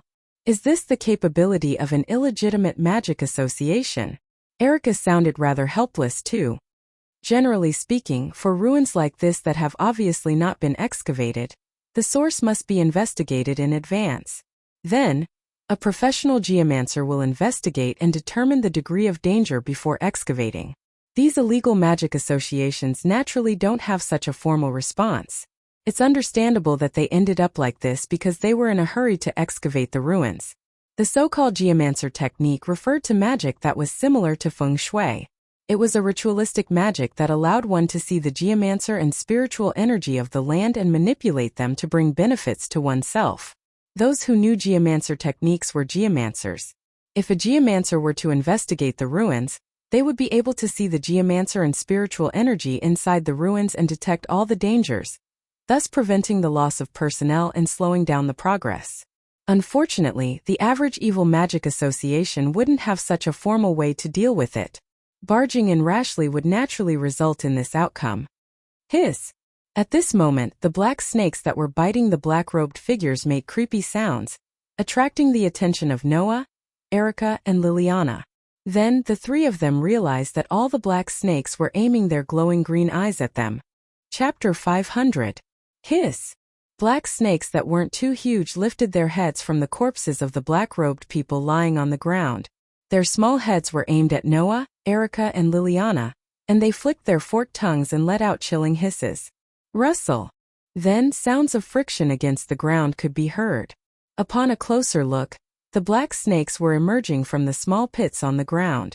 Together with the black snakes coiling around the corpses of the black-robed people, they crawled towards Noah, Erica, and Liliana like ants swarming out of an ant nest. Erica and Liliana tensed up. They raised Lion King's heart and Silver Master Craftsman at the same time, and aimed at the group of black snakes crawling towards them. Faint traces of spell power were attached to the swords. Noah, who was standing behind Erica and Liliana, stared at the black snakes crawling towards them. After a while, his eyes flashed and he suddenly spoke. "Be careful, those aren't ordinary black snakes. These snakes have traces of spell power on them, and they don't have the aura of living creatures. They aren't real living creatures." Upon hearing that, Erica and Liliana discovered that each of the black snakes was shrouded in a faint layer of spell power. These curses were extremely weak. Even if they were used to cast the lowest level of magic, there would be a problem of insufficient quantity. However, if all of the black snakes had curse power, then the total amount of curse power would be extremely impressive. "Lily!" Erica immediately shouted. "I know." Liliana responded almost at the same time. She raised the saber in her hand and placed it vertically in front of her. A large amount of spell power gushed out of her body. "The essence of fantasy, the steel that plays beautiful melodies. Please give me invisible wings." Liliana condensed all the curse power in her body onto the Grandmaster Silver Craftsman. She stretched out her empty hand and flicked the blade of the silver military knife. Ding! Along with a pleasant bell-like ringing sound, the curse power covering the Silver Master Craftsman reverberated like a sound wave, sweeping across the black snakes on the ground. The black snakes crawling towards Noah and the other two suddenly froze in place as if they had been petrified, unable to move at all. The magic sword Silver Grandmaster Craftsman was a steel that could play beautiful music. It could play all kinds of magic tunes and use them as secondary weapons. They had the effect of disturbing the listener's heart, weakening spell power, robbing physical strength, and so on. The effects varied according to the different magic tunes. Just now, Liliana had played a demonic tune that could weaken the spell power and steal the physical strength of the black snakes on the ground, depriving them of the faint spell power and even their physical strength, rendering them unable to move. Erica's Silver Master Craftsman. "Argus, Stropes, Brontes, grant my sword the protection of thunder." As soon as she finished speaking, a series of crackling electric currents echoed from Erica's Silver Master Craftsman. A burst of intense electric current lit up the entire dark underground. "Go!" Erica threw the Silver Master Craftsman with lightning flashing on the sword like a spear. Like a bolt of lightning breaking through the air, the Silver Master Craftsman shot out and landed in the middle of a dense group of black snakes. Beep beep beep. The lightning that was originally surrounding the Lion King's heart was like boiling water. It began to boil, and through the body of the sword that was inserted into the ground, it suddenly spread out in all directions like a spider web, crazily crossing each other on the ground. Pa pa pa pa. In the next moment, the black snakes that were hit by the violent electric current shrank their bodies, and they all exploded in a series of muffled crisp sounds, turning into small pieces of gravel that fell to the ground and mixed into the soil. Before long, all the black snakes were wiped out. Seeing this, Erica and Liliana didn't relax. Instead, their expressions became more solemn. After the black serpents were eliminated, the curse power that was originally covering the black serpents and weakened by Liliana's demonic tune actually spread into the air and gathered there, forming a huge lump of curse power. Rumble. Immediately, the ground began to shake slightly. At the same time, an ominous premonition rose in Erica and Liliana's hearts. No! Erica and Liliana were startled. But before they could do anything, an accident happened. The huge spell power block that gathered in the air suddenly shook, and the shaking ground immediately floated up and gathered on the huge spell power block. In just a short while, a huge beast was formed in midair. The beast had scales, horns on its head, sharp limbs, and a pair of huge wings on its back. Its pupils were like those of a snake, emitting a cold and fierce ruthlessness. Not to mention Erica and Liliana, even Noah recognized the true form of this beast. It was a dragon. Perhaps it should be said that it was the symbol of the Mother Earth, a winged serpent. Roar! The dragon's roar shook the air, carrying a violent force that seemed to penetrate the space. It spread in all directions and even turned into wind waves that blew toward Erica and Liliana. That's... Erica and Liliana couldn't help but tremble. A divine beast. The tamed beasts of the gods, or the demon beasts, demonic beasts, and holy beasts that only existed in myths and legends, were divine beasts. They had tremendous power. Once they appeared on the ground, except for the god-slayers or the god of disobedience, only the holy knights, who stood at the peak of human beings, had the power to fight them. Unfortunately, although Erica and Liliana had amazing talents, they couldn't rival the holy knights, who stood at the peak of human beings, when they were still underage. It was already impressive for them to reach the rank of Grand Knight. However, if it was only a Grand Knight, then it would be a little difficult for the two of them to deal with a mythological beast. Roar! The vicious dragon, which was 3 to 4 meters tall and whose head almost touched the ceiling, raised its head and roared. Then it raised one of its dragon claws and swung it forward. Whoosh! A sharp sonic boom immediately rang out, kicking up a violent gale that flashed through space, heading in the direction of Erica and Liliana. Erica and Liliana's hearts skipped a beat. They hurriedly raised Lion King's heart and silver master sword in their hands and added strong spell power to the swords, trying to resist the vicious dragon's blow. Clang! However, in the loud sound of steel colliding with steel, Erica and Liliana grunted at the same time. In the sparks and strong wind, they bounced back as if they had hit a wall and didn't stabilize themselves until they took more than a dozen steps back. At that moment, a ferocious glint flashed in the evil dragon's eyes. It raised its claws once again and swung them at Electra and Liliana in a strong gust of wind and an ear-piercing sound. Oh no! It was already too late for Electra and Liliana to react. Just when Erica and Liliana were about to use magic to strengthen their physical defenses to resist this blow, an indifferent voice sounded. Stop it! Although the voice was very soft, it echoed clearly. At the same time, a strange curse power filled the entire space. It was as if the entire space had turned into an invisible swamp, becoming sticky. Under such circumstances, the vicious dragon's sweeping blow seemed to have fallen into a swamp called space. It froze and couldn't move anymore. Roar! The vicious dragon's eyes flashed with a bloody light. It tried desperately to twitch its arms, but it couldn't move at all.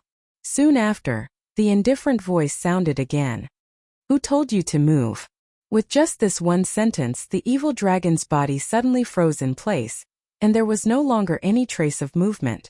Erica and Liliana's eyes widened. What's going on? Chapter 501. Roar! The gigantic evil dragon let out a low roar. Every corner of its scaly body was clearly twitching. However, it was as if something was tightly squeezing it into that space. Couldn't move at all. It could only let out a series of angry roars, causing the surrounding air to vibrate continuously. Erica and Liliana seemed to have thought of something. They turned their heads abruptly and looked behind them. There, Noah's whole body was fluctuating with an extremely terrifying spell. His eyes seemed to be flashing with a dim light as he muttered to himself. I use these words to provoke the gods in the sky. Exercise this magic power. Chant this spell. Make everything in the world bow and kneel. It wasn't an exaggeration to say that the word spirit turned into a soft echo like a declaration. It wandered in the dark space of the underground ruins, making the fluctuation of the spell around Noah's body slowly wander and fill the entire space. It was because of the existence of the spirit of speech that could provoke the gods and the enormous power of the curse. The mythological beast, which was a great enemy to humans, was like an obedient pet under the command of the king who killed the gods. It no longer moved, and even its roar was full of fear. Only then did Erica and Liliana realize what was going on. Noah used authority. That was one of the authority called the 10 Incarnations Priest. Priest, the incarnation formed by combining Wellislana's youth, incarnation, and Noah's rune magic. Using this incarnation could obtain the ability to protect and dominate, shelter and make humans obey. Only when using this incarnation could the user use the rune magic. Combined with the authority itself, the power of the rune magic was greatly increased, and it was also independent. It didn't need to be in contact with the magic baseplate to use magic equivalent to the authority. Wellislana was the guardian of the royal authority and the people, and the embodiment of this nature was in Wellislana's youth incarnation. When using the youth incarnation, not only could Wellislana protect the people he protected and make them obey, but he could also interpret the royal authority itself in words. That was domination. When he was fighting with Noah on the uninhabited island Velislana, in the state of the incarnation of the young man, made the waves retreat with a single word, and made the sand sword form with a single word, vividly reflecting the word control. Now Welislana's youth incarnation and Noah's rune magic had combined to form a new incarnation priest. After all, language and writing originally had a close relationship that couldn't be separated from each other. Combining the incarnation of the young man, that represented the dominance and protection of language, with the rune magic, that represented writing, couldn't be more suitable. Using the priest incarnation, Noah could also obtain the spirit of speech, that was not weaker than Welislana's spirit of speech. He could interpret the king's authority with spirit of speech and language, and could also use the rune magic, that was completely separated from the magic base plate. It was the same as Tony's protection of steel, but the scope was not limited to steel. Of course, to deal with the mere divine beast, Noah didn't need to use the rune magic, that had already reached the level of authority. He only needed to use the spirit of speech, to firmly control the divine beast that was considered a great enemy to humans. I am the strongest and I hold all victory in my hands, no matter if it is a human or a demon. I am the one who defeats the hostility of all enemies. I will defeat any enemy that stands in my way. After chanting the holy words of the invincible and undefeatable God of victory, Noah raised his head and looked at the dragon that was firmly controlled. A glint flashed across his dark eyes. Just like those black snakes, undoubtedly there is no breath of life in its body at all. It is completely like a moving corpse, but there is a huge amount of curse power supporting its movement. It even gave birth to a certain level of wisdom and gave birth to a divine beast. Noah walked forward and passed by Erica and Liliana, who were staring at him blankly. He came to the front of the dragon and sized it up for a while. Then, he fixed his eyes on the dragon's reverse scale. "I'd like to see what your true face is." After saying that, Noah raised one of his hands. His arm trembled all of a sudden, and a series of magic lines like electric wires spread out and covered Noah's arm. Using the enhanced magic to strengthen his arm strength, Noah raised his hand over his shoulder and pulled it back.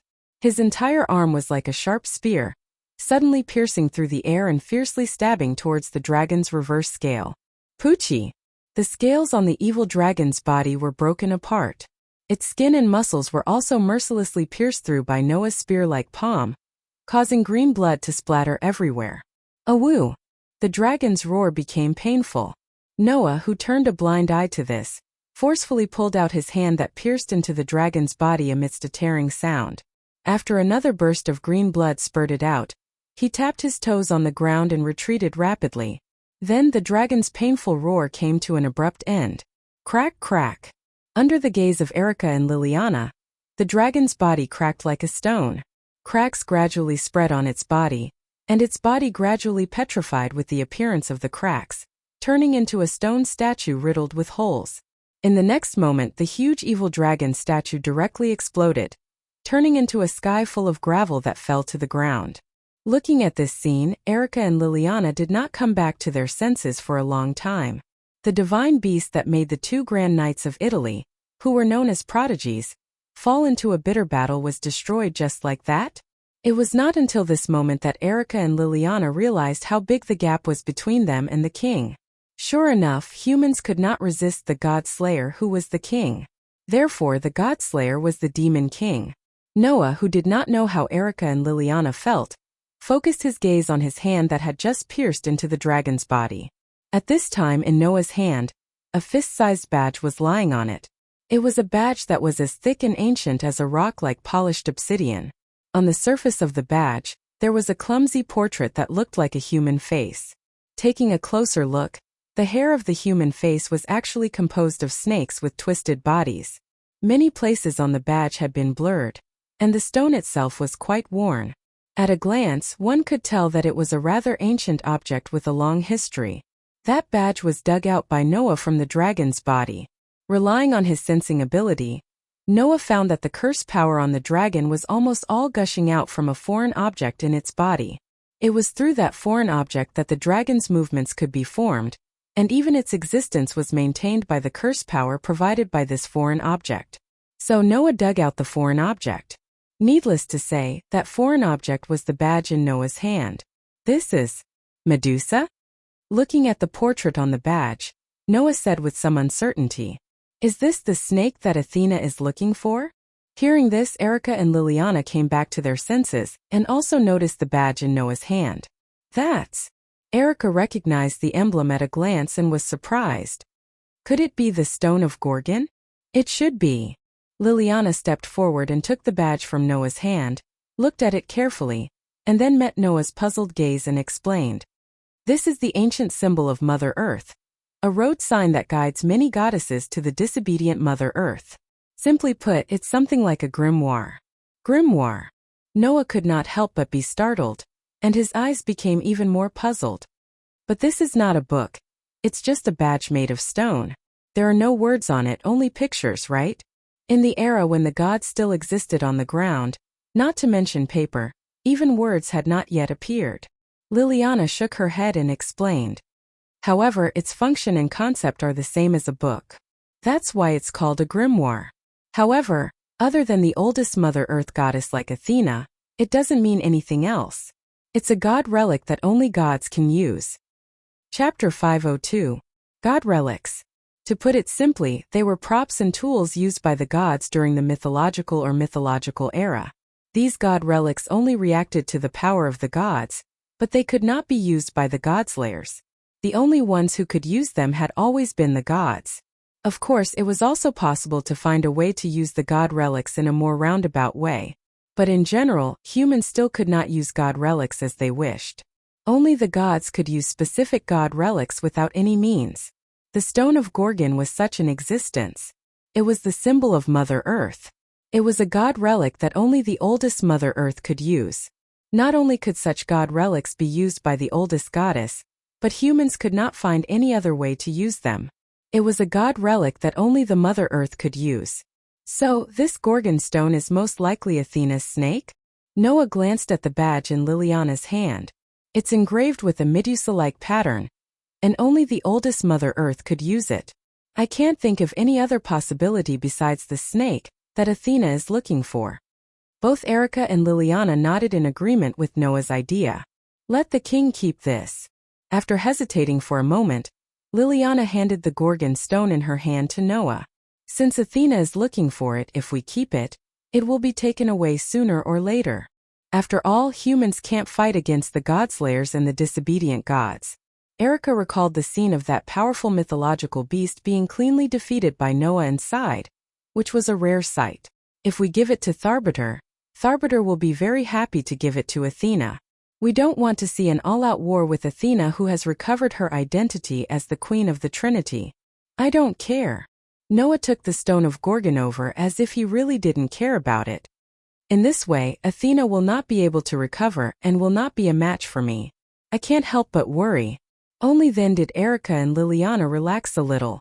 Logically speaking, even if Athena had not recovered to the highest level of the Trinity, she was still a goddess of wisdom and war from Greek mythology. She was much stronger than the average god. Under such circumstances, whether a king who had been born for less than 10 days could deal with such a goddess was really quite suspenseful. However, Erica and Liliana didn't doubt Noah's words at all. He was able to block the attack of Italy's King of Swords before he became the king of killing gods. He was able to kill 2 gods of the highest level before becoming the king of killing gods. After becoming the king of the godslaying, Noah defeated Doni and had the ability to cause Italy a huge loss of 15 billion euros. All these achievements indicated that Noah's strength could not be judged by the standard of a typical god slayer. Perhaps the only ones who could match up to the current Noah were the 2 legendary kings? This thought came to the minds of Erica and Liliana at the same time. At this time, Noah, who was weighing the Stone of Gorgon, paused, and with an emotionless smile on his face, he turned his head and looked at a corner. Aren't you going to come out and say hello? Erica and Liliana were stunned at first, and then their bodies suddenly tensed up. They turned around abruptly, pointed the heart of the Lion King and the Master Silver Craftsman in their hands at the place where Noah was looking at, and activated the spell. The whole place suddenly fell silent. But the next moment, A fog-like darkness suddenly rose from the corner where Noah, Erica, and Liliana were facing, and gradually turned into a petite figure. Who else could it be but Athena? The dark eyes like a snake and a bird turned and fixed on the stone of Gorgon in Noah's hand, and the darkness around Athena fluctuated slightly. That was not just pure darkness. As the dark goddess in charge of the underworld, Athena's darkness often represented a kind of power. Death.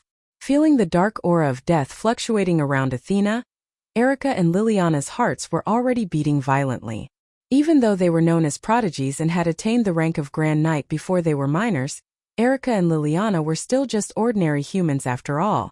If there was a protective magic spell, it would be fine. But if there was no protection and they came into direct contact with the darkness around Athena, then Erica and Liliana's lives would be cursed and inevitably dragged into death, until their lives were completely exhausted. With that in mind, Erica and Liliana instinctively cast defensive magic, covering their bodies in a faint glow. However, Athena did not even look at Erica and Liliana. She just looked at Noah, or more accurately, at the stone of Gorgon in Noah's hand, and her expressionless delicate face sank slightly. Am I still one step too late after all? What? Noah curled his lips and smiled. Do you need me to comfort you? Athena stared at Noah speechlessly, and after a while, she turned her eyes in a direction. It was an altar at the end of the ruins. In the center of the altar there was a lake-like spring. Athena looked at the lake and said expressionlessly, I just didn't expect that lake to be connected to the sea. Otherwise, the stone of Gorgon would not have come to such a place. Upon hearing this, Noah, Electra, Liliana, and the others were all stunned. Poseidon, the god of the sea, is my enemy. The sea under his control is the most suitable place to bury my snake. Athena raised her eyes and stared at Noah with a cold light in her eyes. However, because of the confrontation between the enemies, my snake seemed to have been stimulated by a huge spell. It transformed into the winged serpent, a dependent of the mother goddess of the earth, and swam over from the sea and entered the ruins. Athena's stone of Gorgon was originally sleeping in the sea, and it began to become active with Athena's awakening. If there were no accidents, the stone of Gorgon, which was active because of Athena's awakening, would drift with the sea current, and as long as it was not found and salvaged by others, it would eventually return to Athena. However, because of the huge spell generated by the battle between Noah and Tony, the stone of Gorgon seemed to be stimulated again and turned into a winged serpent, and swam into the ruins. Since the lake on the altar of the ruins was connected to the sea, it could explain why the stone of Gorgon swam into the ruins. However, my snake is not so easily stimulated. Athena's dark eyes flashed with wisdom as she stared at Noah. Unless, O God-slayer, you have the power to stimulate the stone of Gorgon, such as the same snake or snake-slayer divine power. Noah's eyes suddenly narrowed. The snake that represented Athena's essence was the winged serpent, which was a dragon. And one of Noah's 10 incarnations, the Dragon Man incarnation, did indeed have the ability to transform Noah's body into a body that was comparable to that of a giant dragon, and had the effect of causing great damage to dragons. In other words, Athena's guess was completely correct. As expected of the goddess of wisdom, she easily guessed one of the powers that Noah had never used. At that moment Noah laughed. Regardless of the process, Athena, your snake is indeed in my hands now. Without the divine power of the Queen of the Trinity restored, do you think you can still take away your snake from me? This sentence made the atmosphere at the scene become heavy all of a sudden. Athena continued to stare at Noah with an expressionless face. Noah, on the other hand, responded with a calm expression. Erica and Liliana, on the other hand, were sweating profusely. After a long time, Athena suddenly smiled. Strength is not the only thing that can be used as a weapon. Even if my strength is not as good as yours, I still have wisdom that no one can match. With that said, Athena gave Noah a deep look. I will come to you again. With that, Athena's body was covered by a burst of darkness and disappeared. Noah quietly looked in that direction, not saying a word.